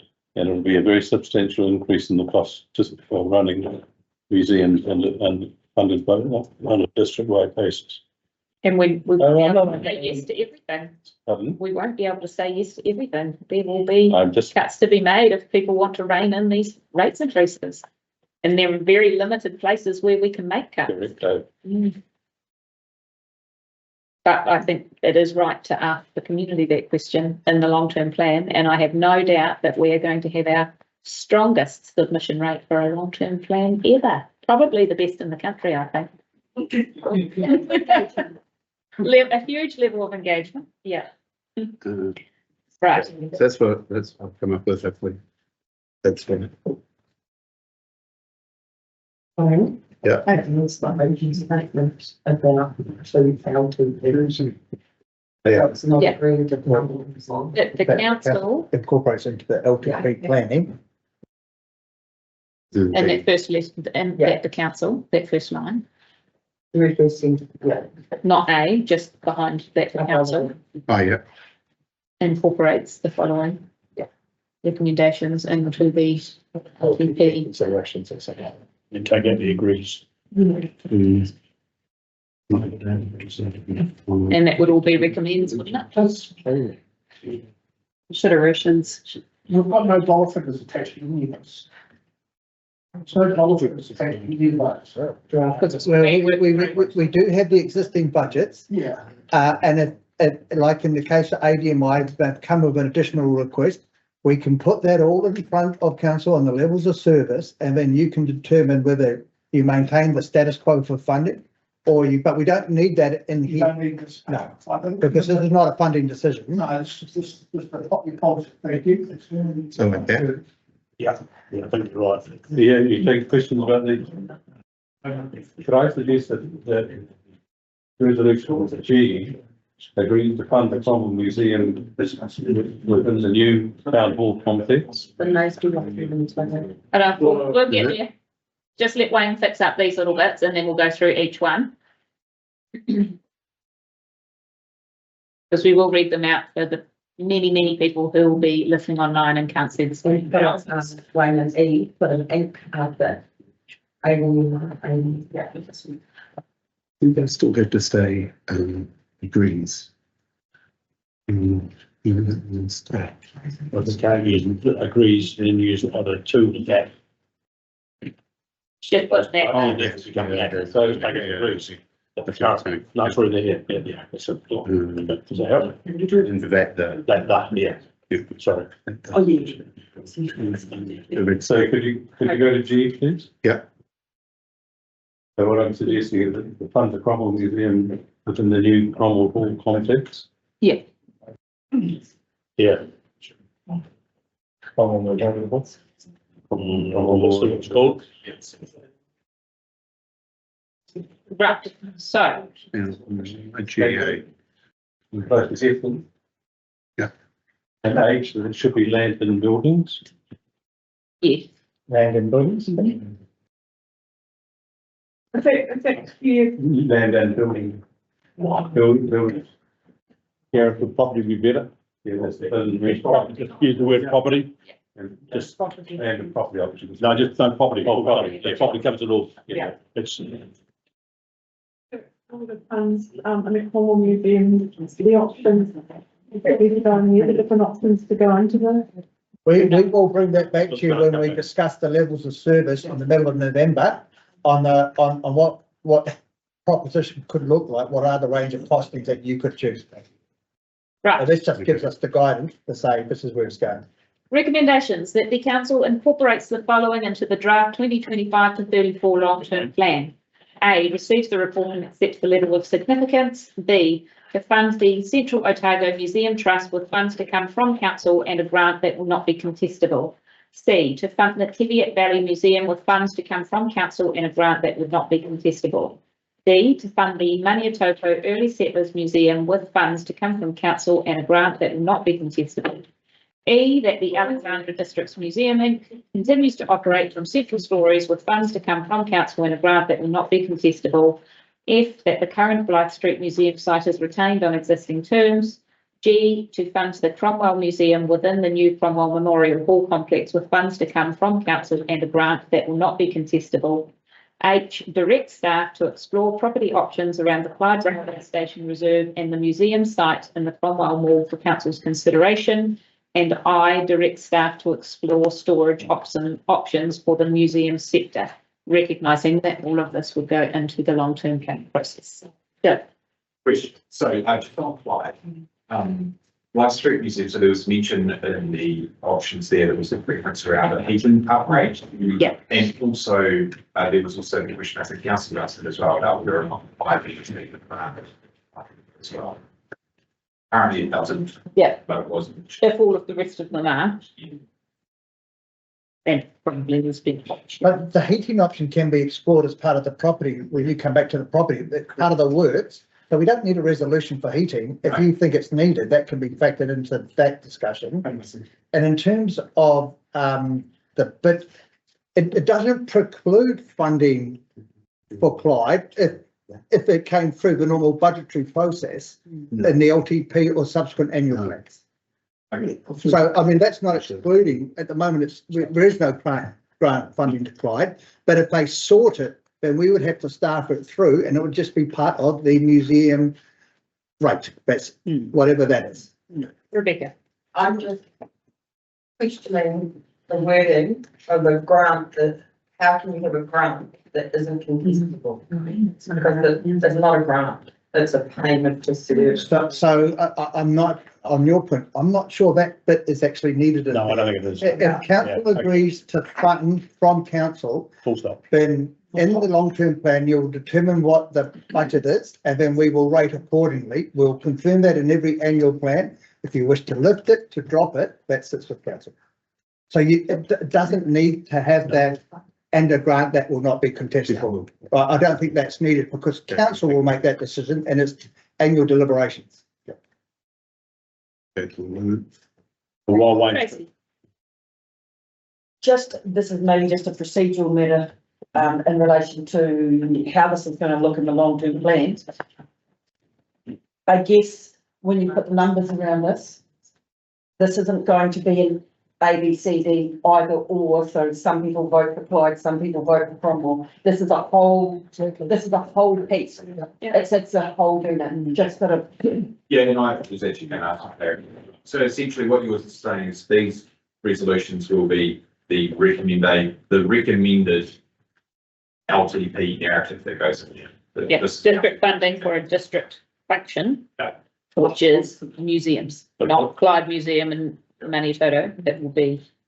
But I say all bets are off when once you see the dollars. That's true. Yeah. Community. Yeah, well, to consider. Consider. Yeah. Consider this. So, fair choice.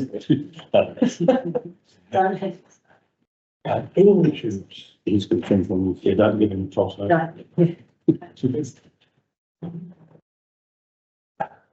While waiting, especially on that, is that we probably should take this opportunity to look at the resolutions from Vincent yesterday and recommend that one of our remove funding, incorporate that.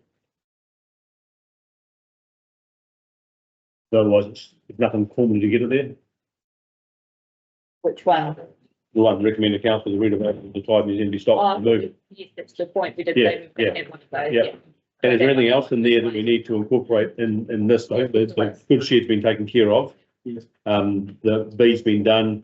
And then I'm not sure about E. E worries me because I don't. A resolution to say that the community boards count. No, That's not a consideration at this point. And I would have thought once that gets to council, I'll be saying, I don't think you can actually put a resolution that's contrary to our funding policy. So I think E is unworkable and yeah. Let's not worry about that.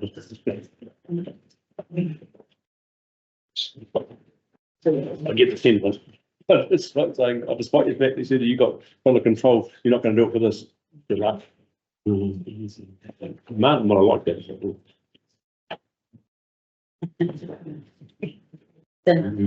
I'm some. What? Leave me alone. No.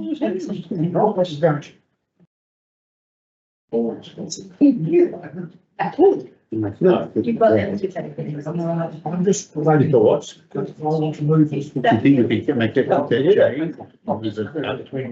You and I keep the festival back to him, I think. Strong, aren't they? Anything he does is our fault. Yeah. So you think you'll attend as well?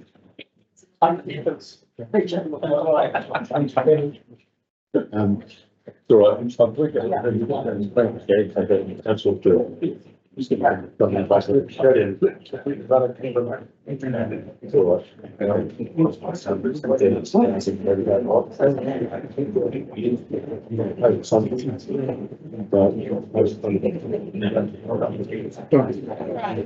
So I've changed, but well, we had fund particularly twice and we've seen them. So it changed it to funding, the funding the government comes in. Have a look at these new resolutions and We won't go through them all. J has been included, which is the redevelopment of the Clyde Museum at the Clyde Railways. Is that definitely, I think you can just take that out. That was. It wasn't. That the redevelopment of the Clyde Museum. Yeah. He stopped in funding removed from the 25 to 34. It stopped the right word, sorry, just seems. We talked about it yesterday and it was because, was it paused or was it stopped or, but there's no intention to do any further work right, and there was some work already done. So, yeah, I think some quotes had been obtained, so we needed to stop all that. If that's it, I'm very happy to move those. Marvellous. Pause that for just 1 minute, Martin, done. Just getting clarity, it doesn't need to change from the resolutions, but it's just for staff, so we understand, with, particularly in relation to Cromwell, we have your direction to continue on with the area that the Cromwell Museum will be housed in the new memorial hall. Should work the business plan, the business model to that. Yes. Thank you. Just further clarification for the redevelopment of the Clyde Museum, we stopped. We're still going to put funding in there to, depending on the November conversation, to remove or sell whatever buildings that we don't want out of the Clyde. Is that correct? Yes. So that kept on the cost there. Yes, so that was the stuff around, I guess, the property options. Yeah. That's what That we was know. the things where Bright Herb and H. Sorry, to let us be in the clarification, the fit out costs, which are considerable for Cromwell, is that going to form the big part or is that coming under the building side? So, the fit up cost for the museum, structurally, we had for it, we budgeted for it as well as, environmental controls. So all the HVAC systems. Yes, that's what killed Yeah. the property side, but the actual fit out. The actual fit out wasn't budgeted for. However, I know they're going to be seeking funding at a CLT or OCT, and they are, it's very positive note, whether they're going to get the funding for the fit out. So I don't foresee that costing the ratepayer, obviously depending on funding. Because I can imagine we do this work and if the fit out is included, I can tell you the whole, the rest of the district's going to go. So the whole intention is to get it funded externally. So just to clarify that, the issues that might happen for work, and Clyde in particular, will come out of the November meeting. So that could actually mean there could be some additions to recommendations we make for the LTP as a result of that. Because this is only what we know today. Yes. The stuff we still don't know No, it about, might that be might mean, but wait, there's more. Yeah. Yeah, that's all right. That's cool. That makes sense because can't second guess it now. Does the stopping of the Clyde redevelopment project actually have to be solved? Or can you do that separate to that? Well, I think that was already a line in there, wasn't it? And we needed to formally remove it. And it was consulting with the 2131 LTP. So I think we would make mention of it in the consultation document if we were no longer going to do it. I'm not sure that you would have to formally consult. We can test that anyway, but you would just have to make mention of it. It's got no problem with that. Yes. Does that affect the new thing that actually get on the building? Given we said we were going to do something, I think we formally need to say that we're not going to. Even though it's quite a long time ago. Circumstances have changed significantly since then, as you will see. Right, Martin is happy to move that. Would anybody like to second those recommendations? Lindley would. Thank you. Any further discussion? All those in favour? Aye. Against? Carried. Thank you very much for all of your hard work in this space. And to all of you who have attended today and the volunteers as well. Hopefully we can make some good progress after 4 years. You're well, Mark. Night. Thanks, Marty.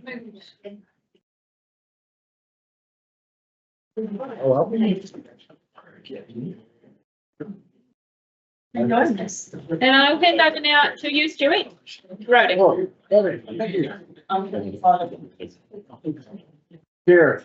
Correct to everything. 24.12.1, page 323. Legalisation of Finishing Road. I will now hand over to the chair. Keep up, Gareth. I'll make it real quick. Yeah. I could do a mark again. To consider the proposal to utilise the current information benefit rate. It is proposed that the form road be utilised for taking about 1.5 hectares of land to adjacent owner. In conjunction with that, it is further proposed that about 1.5 hectares of legal road be stopped and disposed of on the same road to the same landowner, with the existing fence becoming a new legal boundaries.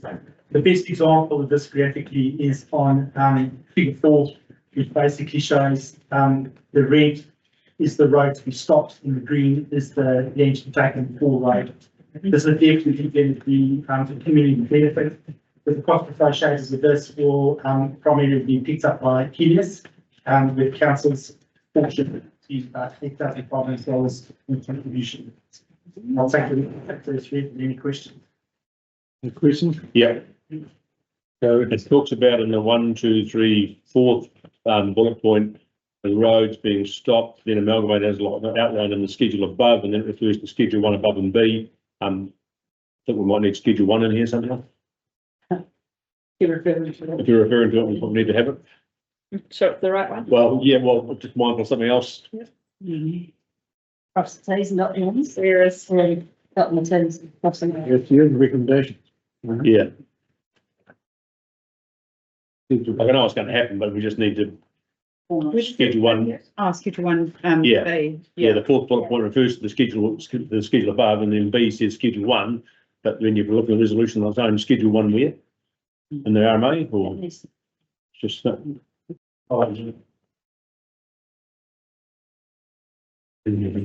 let's see if the land identified in the schedule is passed once a reference to a schedule 1, but there's no schedule 1 in the recommendation. So how would you know what you? Well, we don't know. Well, So schedule 1 is the breakdown, it's the table in the discussion.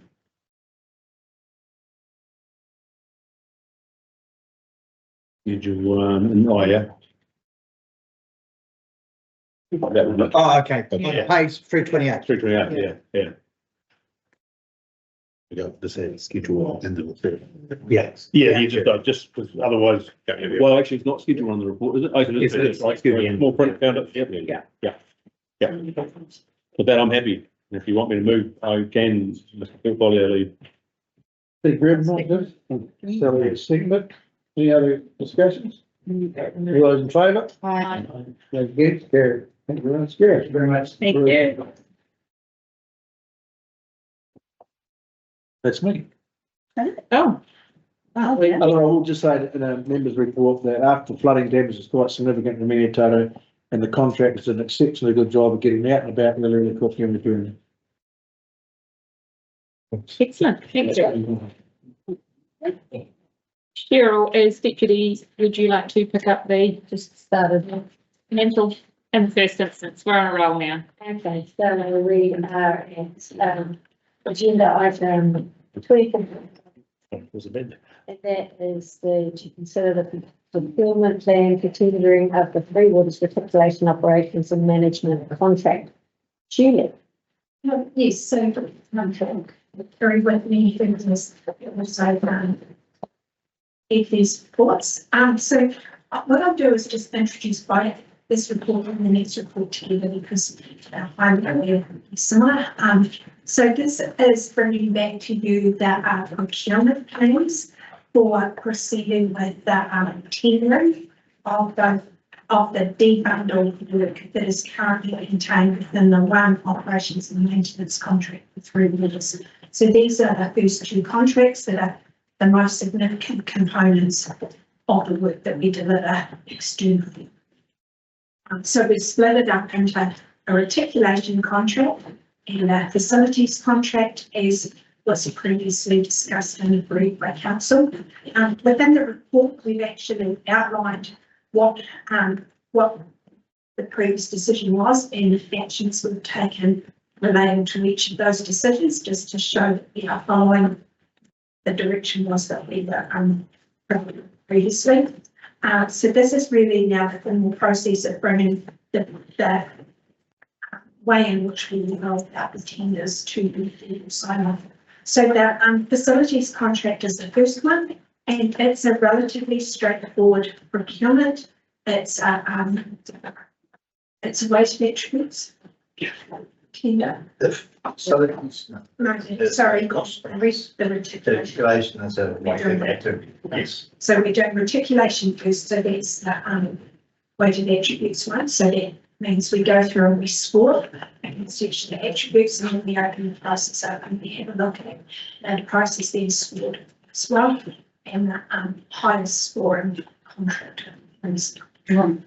And so we had, in determining what sits, where the delineation line is between the two contracts, between the facilities and the reticulation, we've taken quite a bit of care to ensure that anything that has a higher technical aspect to it is included in the facilities contract. So the reticulation is the lower technical skill set contract, which makes it accessible by a lot more contractors. Openly, we'll see quite a bit of interest in it. Thanks, Clyde. Yeah. Any questions? I'll put it back to you. There's 4 years, plus potential extensions, 1 or 2 and 2 years. So the discussion around the term of the contract is largely if another contractor needs to kind of establish up to do this work, you need to give them a long enough duration that they can recover their initial setup costs across the life of the contract, because if it's too short, then you really are just restricting it to those who are already in the marketplace. Recognising that none of these timeframes ever line up perfectly, are there any fish hooks in this in relation to the conversation that will go out with our local water done well service delivery plan for the foreseeable future? We don't believe so. If you're going into a CCO, it'll be like the transition to the national transition through the national transition. The process was the contracts would be transferred across. There's a legal process by which that happens. And in all reality, it's going to take 4 years before these in fact, we were going to a joint CCO. It would be 4 years before that CCO was set up and in a position to start changing the service delivery. So you need a long enough period of time to get through that. Otherwise, you could end up in the middle of setting up a CCO and trying to go and procure interests. Any other questions? Just to make sure I've got this correct, reticulation, so that means water, wastewater pipes, stormwater pipes. So it's a 3, okay, so yeah. It's very much limited to pipes and the fittings associated with those. So clean water, that would be the meters and the manifolds and the manuals, as well as the main pipes, and valves and hydrants. And wastewater would have valves. So taking it as an example, is to take the Cromwell situation, once the water hits after the treatment, hits the pipe to get to the reservoir, gets those pipes, doesn't get them. Yeah, that's separate, and the reservoir's out as well, isn't it? So just the joining up the dots, and the same with the wastewater comes from the house, and then once it hits the pipes, bang all the way through, except for once it hits the treatment plant, that's separate again. And stations, because the pump stations Special. got that mechanical and electrical componentry to it, and it also has the SCADA interface as well. So those interfaces with other technical expertise will sit in the contract. We won't have the retail contractor needing to engage with the SCADA and the electrical and mechanical stuff. The downstream, upstream of pumps and then gravity, you're right, but yep, thank you. So these, I'm trying to find out the thing I need to look at. If there's these quotes on price alone, was the strategy where we have a experience over. There will be consideration given to experience on this. So how do we decide what that level is? Because the way I see it, yeah, that's what I think's wrong. But I think we've got too much focus on other than value. that's in the procurement pay, that's in the attention. Yeah, but what I'm saying is, price should be far bigger consideration than it is, a lot of our work you're doing on paper. Yeah, that's not enough. Shopping centre, you're going to have to take a special on, and it'll be 80% or 100%. In any other industry, it's like 40%, it's higher. Hopefully, given that this is a public document that says all of those tier 2 contractors are interested, and as well as a number of tier 1s, then I like to think they'll be sharpening their pencils because they know they're not the only ones. It's not prime. But it's a big part of it. So what you're talking about there is not going on an attributes-based contract. It's going purely on price. And the staff recommendation here is that we, and these are critical infrastructure. You do need a level of expertise and ability to do the job. Yeah, I would definitely discourage going on price. Well, I don't. Well, I honestly, I think it is a big risk for what are big projects. If you just do it on dollars only, then people will undercut the market and come to us, and we will have no option but to take the last price. What would happen if someone came to you, Stu, and said, I've just bought a tractor and I can do your bailage at cut price? Well, in the industry that we're in, there'll be an opening now for other contractors to do it. The point being that those contractors you've now listed on tier 2 and tier 1 are reputable companies. I get that, but I'm saying the weighting is too low at 40%. Now, what your weighting sits at, we don't have a say in the weighting. The staff and the chief executive have a say in the weighting, and we should have a say in the weighting. So if I can tell you now, that you would have flipped that around, so it was 60% on price and 40% on attributes price for one. It always is. There's lots of industry analysis that says, so I have many years of experience in evaluating tenders, and it used to be in the roading sector, and the roading sector used to have a rule that 60% price, 40% attributes. That was a rule from NZTA. Trends fund back in the days, that's how I ran. And price always won. It didn't matter how much cheaper, it was always on price. So if you start tinkering with those numbers, you might as well just go lowest prices. Stop everybody. Isn't that our role as elected members to get best value for money? And that starts at the procurement process of which we do. And I just think, and it's not just water, but water. If you're looking at $400 million worth of water work we may have to do in the next 10 years, a percentage of pricing by 8% of $400 million directly results in the ratepayer. So all I'm saying is that is our role. My role is the governor of a board of a ratepayer base, not of an entity, not these entities, not of the council, it's a ratepayer. The counter argument maybe, Stu, is that it's horses for courses. If you've got simple straight line work, you may be quite happy to accept it. But it's not a you've got 40%, so it doesn't matter, straight line or not. If you've got complicated work that requires expertise and there's got high risks if things go wrong, then you give more weight to attributes other than value. And don't forget, we actually have been burnt before. And I mean, and it did make us more conscious of actually looking into the makeup of the company that we're dealing with and making sure that they were actually going to deliver what they actually said they were going to, what they said they were going to deliver. I get that. We have to be quite mindful about that. I think the weightings are wrong. Well, we sit around making discussions, everything else, but that is our key role, is to make sure we get value for money. Yeah, look, in the military, they always, the joke is your rifle was, built by the last bidder, and you don't want to be in that situation. I mean, the fact is, we have these weightings, we will go through the tender evaluation process. It is not necessarily, that's part of the informing, but there'll be the whole due diligence and everything else that will be behind that, which doesn't necessarily mean that the person that pops out or the company that pops out at the top might not be the first choice, because the due diligence will say, okay, there's some other issues we need to factor in. So it's not a done deal, but I would just caution that if you flip it the other way, you will get the rifle that you do not want. I think there's two things here.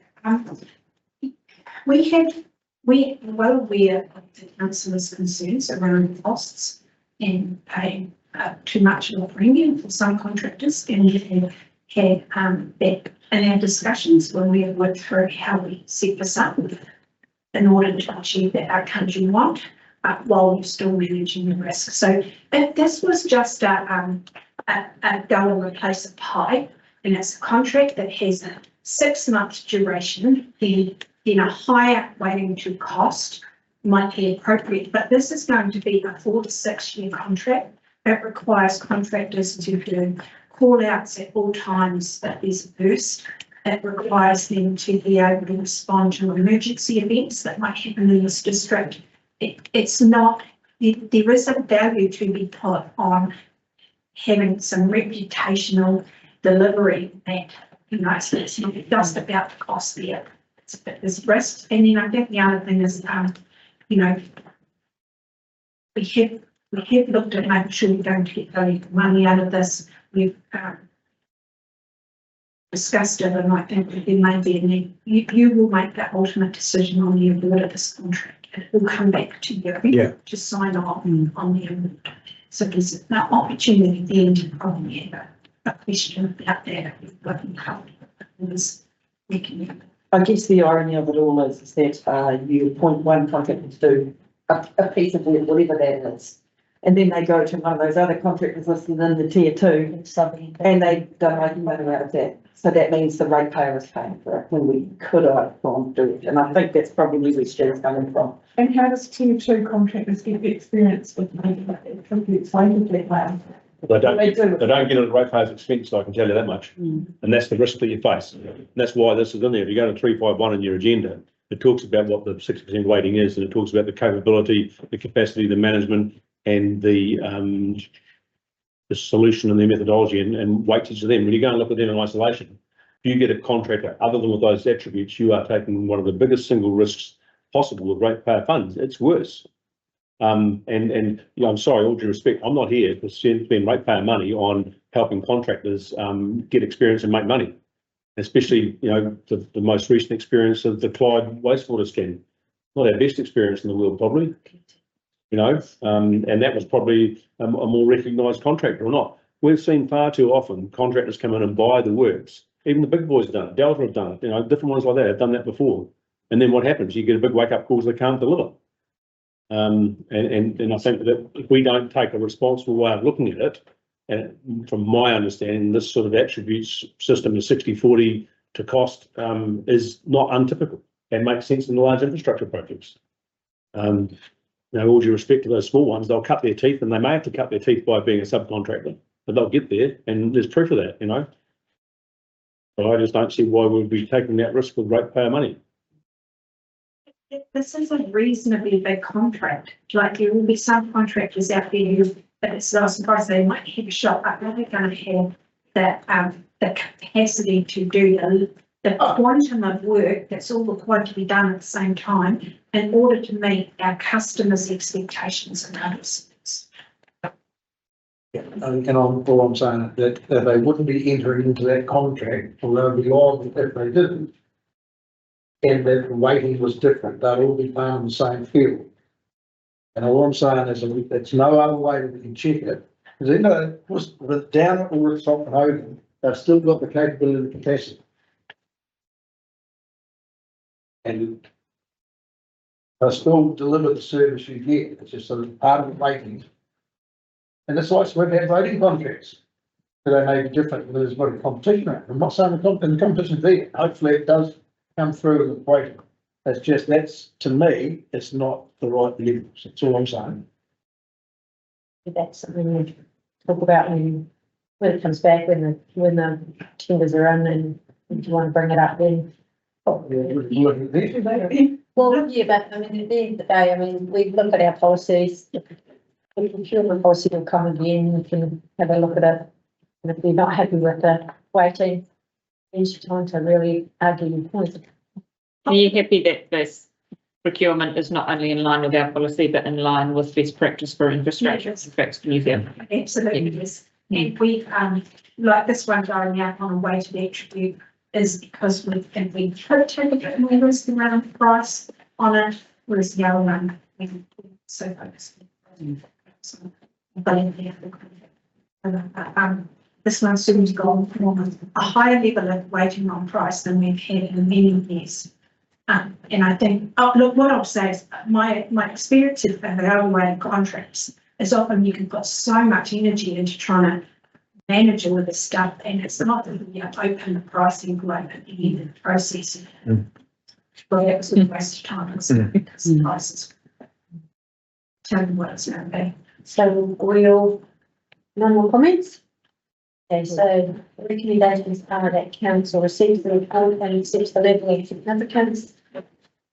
Approves the procurement plan for 3 waters reticulation operations and maintenance contract, including the following: A, scope to include reticulation only, B, payment on a measure and value basis, C, contract duration for an initial 4-year term plus extensions up to a further 3 years subject to performance. D, tenders to be evaluated on a weighted attribute method. And B, pricing information for all tenderers will only be open following scoring of the non-financial attributes of all tenders. And finally, notes that the outcome of the tender evaluation will be presented to the council in March 2025 for council to consider approving award of contract tender. Do I have a mover and second? I have to do that. Taylor second. All those in favour? Against? Carried. And do the next one. In the chair. Okay, so we're 24 for 12.13. That is the to consider the tendering of water and wastewater facilities, operations and maintenance contract. Right, so this one is something different, and it is, instead of paying on a unit, base a unit price, we which is the usual rates. This is on a cost plus basis, so it operates in the same way as the current parks and road contracts in terms of payment. So this contract is largely a labour input contract, so it doesn't have those high costs of graders and equipment like have high costs associated with them. We're proposing that this tender would be evaluated on non-price attributes. Now that is because there is a high level of risk around delivery space. You've got to know what you're doing, or else it ends up costing you an awful lot of money, a lot more money to fix it when it goes wrong, and you end up in court and then communities don't have safe and secure water and space. Huge risk, probably one of the most riskiest parts of our operations in council. We have got something that's a bit different in this though. Normally when you do a tender evaluation this way, you don't open the price envelopes of all the contractors. You only open the price envelope of the one that scores the highest, and then you negotiate with them. Because we were well aware that council has the concerns around the appropriateness of some of the pricing, we talked this through with our probity advisor, who is Morrison Lowe, and because it's not sitting in the roading sector, we have some more leeway around how we do this. So where we landed is that we can actually open the prices of all of the tenders prior to going into that negotiation phase with the highest scoring tenderer. And so that will then ensure council is getting overall value for money and that the prices within council's budget envelope. So if we've got the highest scoring tenderer and then we open all the prices, and the highest scoring tenderer is their prices is significantly higher than the other contractors, we have the ability to either negotiate that price down to be more aligned with us, go to the next highest scoring tenderer. That we can demonstrate.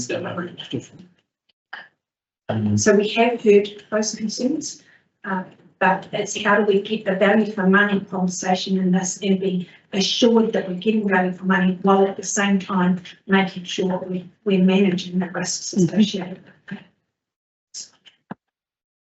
Any questions? So, can we just look at the evaluation criteria just on page 375? Just to can you, just, It's the heading.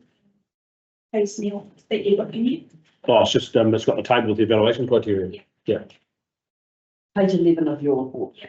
Oh, thanks. So, yeah, just, yeah. So again, is this typical of these sort of contracts, or only to the extent that actually this one here you said we're not going to discard anybody's price, we're going to actually open the prices and then work backwards from the price to make sure the attributes stack up? It was for first. Yes. And then we'll open the Price. Yeah, but we did have a lot of conversation around what is the weighting that we put to each of these 4 different headings, which are the capability, the capacity, the management, and the solution methodology. Because in this space, this is your treatment plant operators. And so a lot of it is around having the right resources, having people with the right skills and ability to do the work. So we've weighted that one higher, and the others are all relatively similar. So essentially what you can do with this one here is that do all your scorings without looking at prices, then go open the prices and then go, oh good, I picked the cheapest person, job done. Now, we'll talk to the highest scoring one and we'll say. Oh, yes, sorry, no, but taking it, if your highest scoring one equals your cheapest one, job done, tick, move on. Well, yeah, Yes. yeah. The world's that simple. Often like, Yeah. that's what you want to say. But when you do open it and find actually your highest scoring one is not your cheapest, then you can say, and so wasn't far away, they're cheaper. I can go and talk to my best attributes and say, you need to get your price down to something I can work. Well, what we would be looking at is what are they offering that's different? Yeah. That's justifying. Yeah, and again, we'll get to see that when it comes back to us. Yeah. Yeah. Actually better than the other one. I can see it's almost a better way of doing it than the other one, but I can see that Around huge the just in the way and apply to set the requirements what you need. yeah, but that's a technical nature, and that's why it has to be, yeah. And I presume that the audit, potential tenderers will know that is the process. Yeah, that they get a copy of all of this. So they know, so they can, that's them putting their best foot forward. Yeah. Did another question, but it's just what, no, it's gone. Really not to get old. I'm Never to come back. You're right, sometimes buying the contract is almost worse than overpricing the contract, because buying contracts not being able to deliver it in a price that would inevitably ends up with issues. I didn't remember. So these obviously are really important, that you just expressed that the technical aspect. Do we have anything in our contract that says, and I didn't see it in here, and I may have missed it, that says they can't contract out to another tier, or is that quite a high possibility for the specialist work? Because we heard it from the other side, which they can, but is this a little different because you've just told me? So within the contract, we do ask for information. So one of, we'll ask who the subcontractors are, the nominated subcontractors. We're actually asking a new question we've never asked before around turnover of staff, like how they have good employed, do the staff stay there, or because we're going to mark this based on the people that they come forward for this contract. Yeah. We don't want to find out in 6 months those people are all gone off somewhere else and we've got C team with them instead of the A team. You know, the A team's for those throwing you, so you score high and win, but they're not the people who end up doing the job sort of style. So we are trying to manage all those risks through the way in which we're asking for information and then the way in which Actually, we don't have formal approval of the subcontract. they are usually picked up in the marking, because if they've got nominated subcontractors, then their attributes, they will be marked as. They're nominated at the 10 million. If they can't halfway through the contract, use a subcontractor without your approval. In this space, I would really like to do that, because what they're tendering here is really their management expertise and their treatment operators. And there's so few companies that actually have those skill sets that they're not be competition with each other, not working for each other. Any further questions? Okay. So the recommendation is receives the report and receives the level of significance. Approves the procurement plan for water and wastewater facilities operations and maintenance contract, including the following: A, scope to include treatment plants, pump stations, reservoir intakes and outfalls. B, payment on a cost plus basis. C, contract duration for an initial 4-year term plus extensions to up a further 3 years, subject to performance. D, tenders to be evaluated on a non-priced attributes. The pricing information for all tenders will be open prior to negotiation to confirm that the pricing is at acceptable market levels. Council is getting overall value for money and the overall price is within council's budget envelope. And finally notes that the outcome of the tender evaluation will be presented to council in March 2025 for council to consider approving award of the contract tender. I have a mover and a second, please. Tracy? Yep. And Tamer? All those in favour? Against? Carried.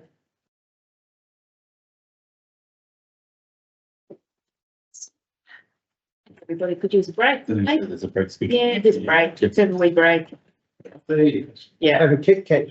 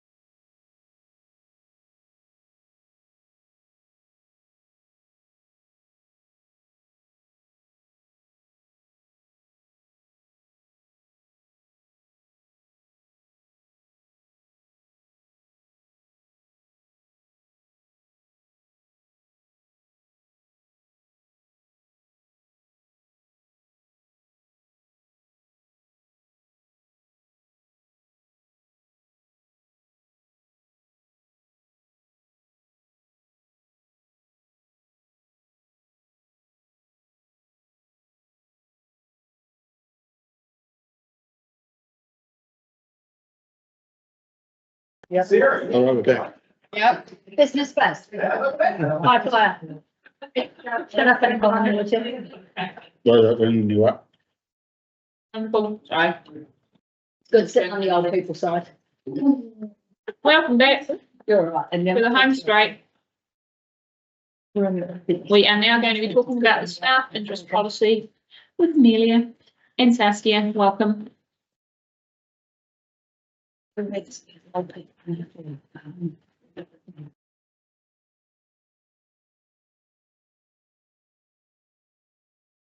the staff interest policy was reviewed by the Audit Committee at the start of this month. And there are a few suggestions from the chair of that committee, which have been incorporated into the policy updates. So they're just on wording. So the updates are quite general. There's just some tidying up, ensuring we're keeping up to date with all the best practice. And we've reflected that we now require interests to be redeclared annually. Before just said regularly, which wasn't very clear. So that is now an annual process, and that now sits within our people system element rather than being a manual process using spreadsheets and all those fun things. And that's pretty much it in terms of update. No major changes on this policy. Wonderful. Thank you. Questions? Comments? Concerns? It's been through audit and risk. Neil's just thinking. No, not at all. Are you No. done thinking? I'm waiting for your next question. Oh, marvellous. Who would like to move? Oh, well. Speakers? Thank you, Neil and Sarah. Receiving the report and approving the revised staff interest policy. All those in favour? Aye. Against? Carried. Thank you. Short and sweet. You're not talking about you. Carry forward. 394. Welcome, Donna. Well, can it be seen? So take the paper, it's being read. So now proceeds the carry forward from the prior financial year and the forecast for the current financial year. So from the financial year, there's a total of 14.8 million of carry forward, of which 14.4 million relates to capital expenditure, and 815 of that is revenue that is being carried forward, along with 1.3 million of operating expenditure. For the current financial year, there's a total movement of 16.6 million. This includes a reduction in the capital expenditure of 12.7 million. Revenue has been forecasted to increase by 4.9 million, sorry, and operating expenditure got increased by 1 million. Operating expenditure increases have been reviewed against reserve accounts, and this is to ensure that there are surpluses available to cover this expenditure, and it is not new expenditure, but a continuation of which I've been through the prior year. Revenue has been adjusted to land sale income that are outside of the annual plan budgets. And the capital program has been reviewed with only projects that are expected to be completed started within this financial year carried forward. And the three meters team has carried out a thorough review of projects and made decisions to reduce projects in this financial year and reprogram into the long-term plan. That will be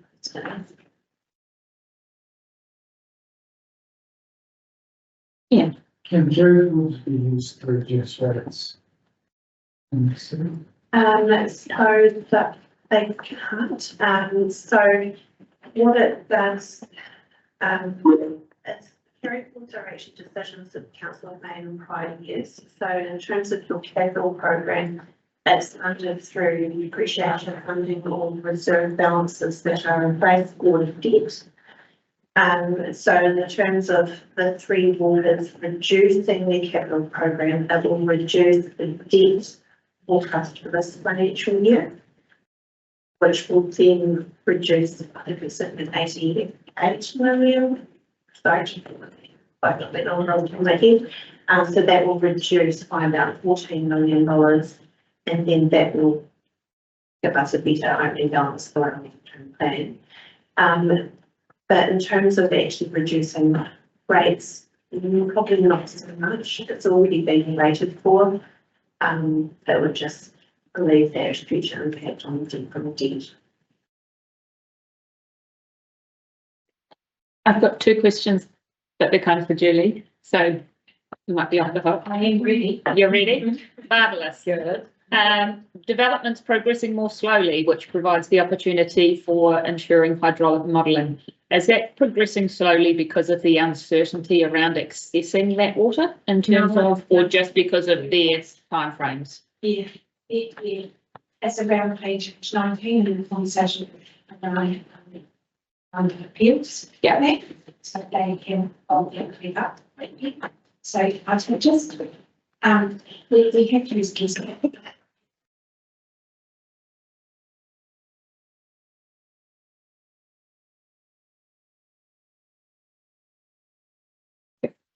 And then the second one was, it came up again at our conference last week, Taro protozoal barriers and the possibility of using an acceptable solution from DIA, i.e. water treatment via UV filtering at each individual house. If we don't actually think that would be cheaper in the long term for people, and we actually have that is one of the options. Yeah. But we think that our proposal that's currently being addressed will be the best whole life value. The problem with those things is we've got to go in and do the maintenance on it. And the other thing is the water needs to be moved to go for a system. In the first place that we've got our service water tank that has ability in that.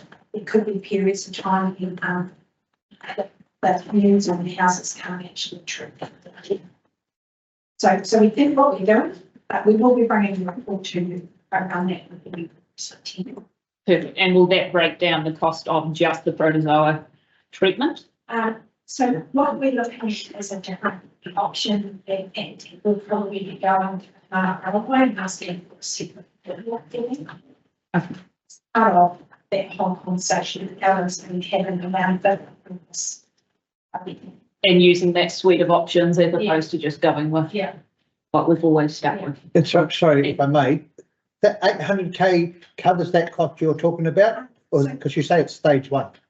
Yes. Oh, okay. It's a kind of, we're just waiting to see what the final design is, but there's a combination in there. There's also work that needs to be done in the head gallery at Kenny Aurora as well, because we have problems there. So it's not just the treatment for that papers. It's not happening. Also involved looking at how much water we hold in reservoir storage to get us through those peak humidity times, so that sometimes we need to put more treatment in. You cannot get the parameters to operate and narrow us down, so you need to be able to keep producing water. You might need to hold it in storage just to manage them. That's good. It felt like once you had put the treatment plant on a house, that aspect of maintenance was not going to be a requirement on councils to keep going back and doing. That's not the case. That's what sounded like that. It's needs to change. And it comes from the boss, and he stood up there and said, once you put it on, it's the responsibility. Yeah. Yeah, I think some councils were a bit mixed on that it could be their responsibility or it could be council's responsibility to replace. Yeah. How many houses are we talking about? 95? Okay, and the prices they were talking about was 12 to 15,000 per unit on an endpoint system. Yeah, that's about one. 2,500. It was 10,000 for the. It did go up to 10. Yeah. And it was the wait. Perfect. I guess so long as we've got clarity on what all those options are, because he said that they thought the uptake was going to be higher. And so far, not many councils have come and asked for acceptable solutions, and they've got them there sat ready to go to save councils money. But obviously they need to be the right solution for the right. The thing is, if you're piping dirty water through the pipe, it's then going to go through the trees of the house and can't physically get through because it's too dirty. You've lost the flow. And I guess that's where we're taking water and treating it to X stage without treating it to YZ stage, and then that, so the water that you're supplying is relatively clean, and you've dealt with the turbidity and stuff, but in terms of the protozoa and the UV and all of that sort of thing, that's done stage 2 by then. Works right before us. Yeah. Around water, because you don't have that turbidity coming through it, but as soon as you see That was blind. Would it be cheaper to put down bore at Taro and then give everybody a? But then, isn't that what Rob had got said this morning? we're looking at that mention, that project, just let's put some context around the project, get a original estimate, you've got to put down the bores, you've got to pipe it, pump it. I mean, that was around the $50 million mark, so, you know, we're looking into whether it's a viable option, but it might not fly, so just urge some caution around that, just because it's, you've got to pipe the bottom. You're talking about the pond. But it's what. Oh, you mean that's No, it's best one again, yeah. But yeah, building ponds, not. It's not really a pond. Yeah, that's what I mean. He was saying to reinstate the other pond. Right, and that's been looked at time and time again. We've been up there and had a look at it. That option, but that fly at the moment. But lots of the bore, we're looking at on Friday at 2 o'clock. You can go further up to a neighbouring gravity flow. So there's a lot of regional councils, a lot of drilling to find water and stuff. There's a lot of work. Yeah, so I mean, they are always a discussion. You both better run, it's not bad water. But the point being, who's going to be right and wrong? Thank you. Wayne has pointed out that we are a significant distance from Carry Fords at this point. Yeah. Sorry, Don. Oh, yeah, we had time. So can I ask a question about Carry Fords? Yes, you can ask a question about Carry Fords. Very good. Because I have no idea what you're talking about because I'm trying to work out Carry Fords stuff. Right. Martin. So my question is that with not only have you got the carry forwards, you've also reforecast 24-25. Is that solely as a result of the carry forwards, or is that because of other stuff as well that's happening? Because of other stuff that is happening. So Three Waters is a big prime example of capital. And I think there's the revenue side is to reflect for the LTP, the cemetery road land that is going up for sale, and to make sure that we've got a very robust LTP. Cool. My only other concern is that it talks in the recommendation about Appendix 1, but in Appendix 1 it refers to Appendix 2. And the Appendix 2 is there, but it's just not obvious that it's sort of, you've got to read Appendix 1 to find Appendix 2. And I was wondering in the recommend resolution, if we ultimately pass it, is it, whether it should actually refer to both appendixes, just so it's clear. I was a bit confused for a while until I found the small print. Well, I did a search on Appendix 2 actually to find it. But what's going on here? Apologies. No, it's not a criticism, it's just. Yeah. Appendix 1, with Appendix 2 being an extension of the I've got it, and it's made harder because it's an A3 page and you're trying to get in here and read it all on a wee screen and it's sort of, yeah, I got there, thank you. So it's not what it used to be. It's here in WCRI. Yeah, it is. There you go. Small mercies. I don't know what I'm talking about. So the recommendations that we received, the report authorised the Carry Forwards to complete the 2023-24 CapEx and additional 24-25 capital projects, revised budget Appendix 1 in the report, and authorises the revised operating budgets, including carry forwards as per Appendix 1 in the report. Any further, someone want to move that? Thank you, Ian. Seconded. Thanks, Sarah. Any further discussion on those? All those in favour? Aye. Yes, carried. Thank you very much. Sorry for going on topic. It did say water in your report, so you just ran with it. Yeah, talking about appendix, we didn't discuss those appendages. Yes, meeting schedule. So you can plan out your social calendar for the next 12 months. Has anybody got a meeting on their birthday? Oh, She'll be required to bring a cake.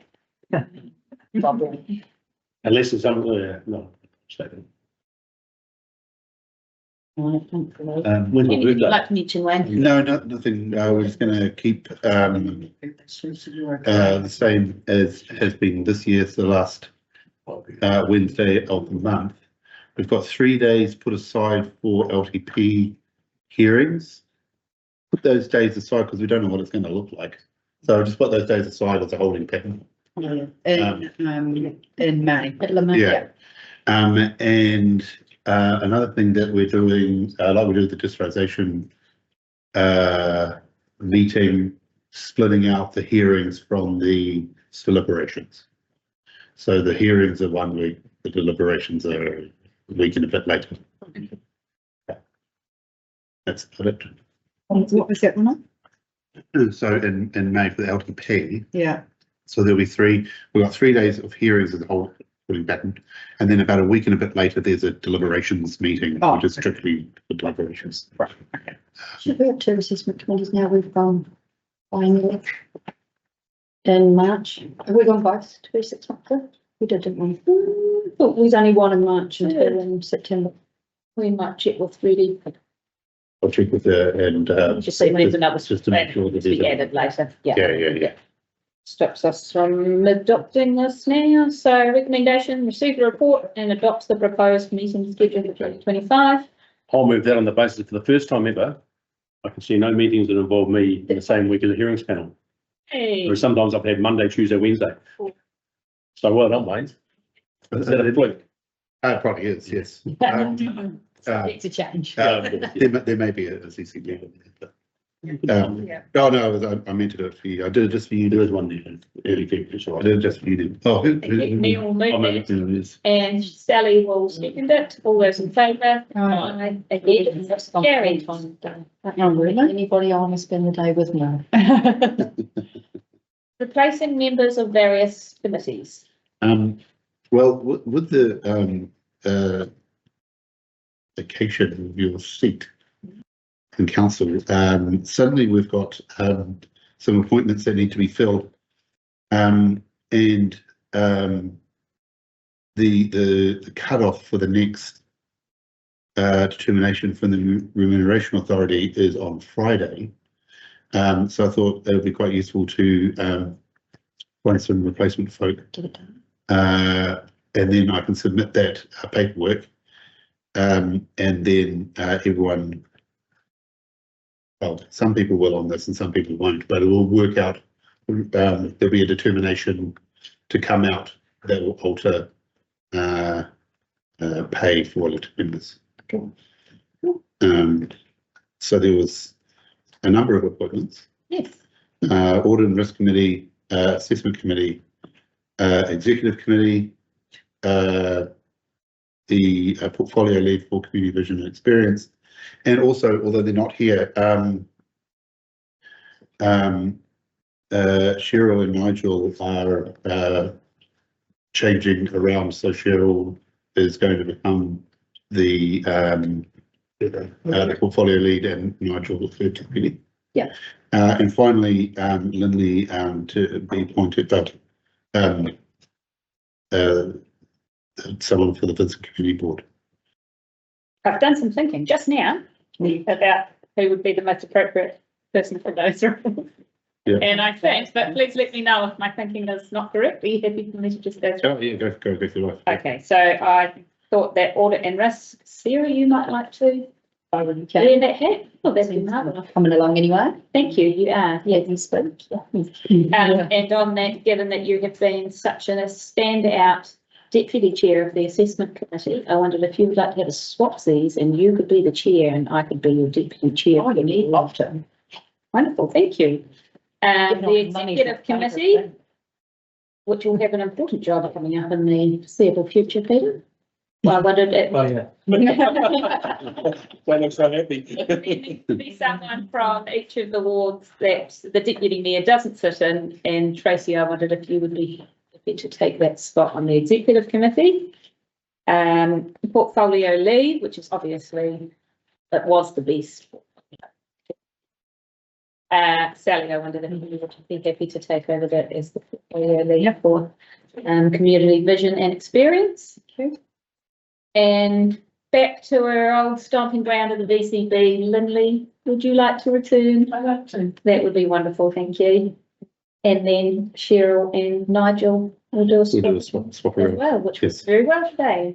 Cheryl and the hot seat, so Cheryl will become the portfolio lead as Greenwater's. Yeah, that's what I was just gonna say. Yeah. And do I pick the deputy or does Alex mine? Well, you do to be run by the council. Okay. Did you have a particular person on that? I did. Would you like to give your thoughts on that? Yes, well, I thought that maybe Sarah would like to, because Mr. Stearns and I had a discussion, and there's quite a bit coming up in the sort of sporting arena in Cromwell that Sarah is quite heavily involved in, and we thought that she would be a good person to fill that role. Wonderful. You're on that. Would you be happy to take on? We did have a bit of a stipulation though, in terms of that around timing is Thursday. Breakfast and you bring it. Thursday morning at 8 o'clock, so changing it by a day and a bit earlier. If we can work that. We can arrange it. Yeah, if you're happy to do that as well. Yeah, it's quite a lot extra on you, but yeah, but you're quite good. I've been involved and prefer that anyway, I think, so it'd be really cool to be. Votes no? Yeah. Okay, thanks. Why not? So that's my recommendation. I'll second that. Thank you, Deputy Mayor. Easy? Yeah. Got more? Yep. Cool. All right, all those in favour? Against? Carried. Yeah. Thank you. Congratulations. And just a note there also that the register of delegations will be updated where relevant, but I won't do that until December because we'll be talking about delegations at that stage. It seems not useful to do it twice, so I'll update it at that stage. Perfect. Yeah. Right. When's your next VCB meeting too? Did you do that? I think they're going to ask for an extraordinary meeting. No, they just do it themselves. no, it's actually First come from here, does it? To pay the meeting? I thought I did. Does that come by us too? it has to go to Just go to get requests. I don't think they had anything to do with council. no. Take. No. Perfect. Well, When they done that? Seventh. There's no implications for the remuneration authority because it's already set. It's already been set. As a change. Yeah, that's correct. So, yeah, correct. Yep. but that's for us to unname Because we've got the position. because the council has a pool. Yeah. As opposed to just a fixed amount you'll. And part of that pool includes chair, not chair. Yep. And so, Yeah. assuming then that as long as Vincent don't appoint a council of their chair, otherwise that will. Well, we'll work that out. Yeah. But We'll take later on. Yeah, it'll just have to be, yeah. So. I didn't really have anything in addition to say to what I said. Okay. So just. Yep. Governance report.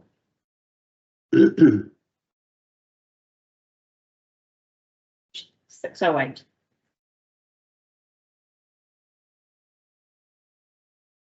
I don't think there's anything in particular to report in the status updates, but if, of course, if anyone's got any comments on any of the updates, we could get some comment. Oh, I have a couple of questions. That I feel like this may have come up already. The fixed term offer made for land development engineer, has that been accepted? The fixed term offer for the land development engineer that's going to progress that work for the New Zealand standard. Yes, Miles, I'll accept it. Wonderful. Yeah. Great, excellent. And then the Alexandra Airport Master Plan. Council have applied for a water connection and this should go live before the end of the year. Is that from the main line or is that coming from somewhere else? I wonder. The council has applied for a water connection for the airport. Will that come off the main line or does that come from those other hydrants? Teaching us it'll come off the main. Okay.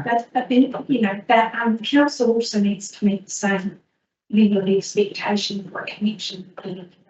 Meet in terms of the provision of applications, so. Because I think it's just been about computing, it's not a policy, it's a council. Is it a council supply via a private supply? I wouldn't want to be paying. No. Ideally not. Any other questions on any of those updates? In that case, somebody happy to move that we receive them? Yeah. Thank you, Tracy. Seconded Lindley. All those in favour? Aye. Against? Carried. Community Board Committee Minutes, 669. Anyone got any comments on any of those? Take them at the same time, both of them at the same time. Perfect. We'll cover both community boarding committee minutes. No, someone happy to move that they be received. Just thank you, Sally and Sarah. All those in favour? Aye. Aye. Against? Carried. Date of the next meeting. Just point out that when the BCB does it, it says what the date. Yeah, that would be helpful. Just, Oh, I really yeah, yeah. I'll journey on to page 32 and then I'll tell you. 27th of November. 27th of November, must do better. Yeah, must do better. Must do better. Don't pick too early. 27th of November. No, it's just not written on the. And now for the reasons listed on page 683, we will move into public excluded session. Someone happy to? Thank you, Neil and Tracy. All those in favour? Aye. Against? Carried. Give me a moment.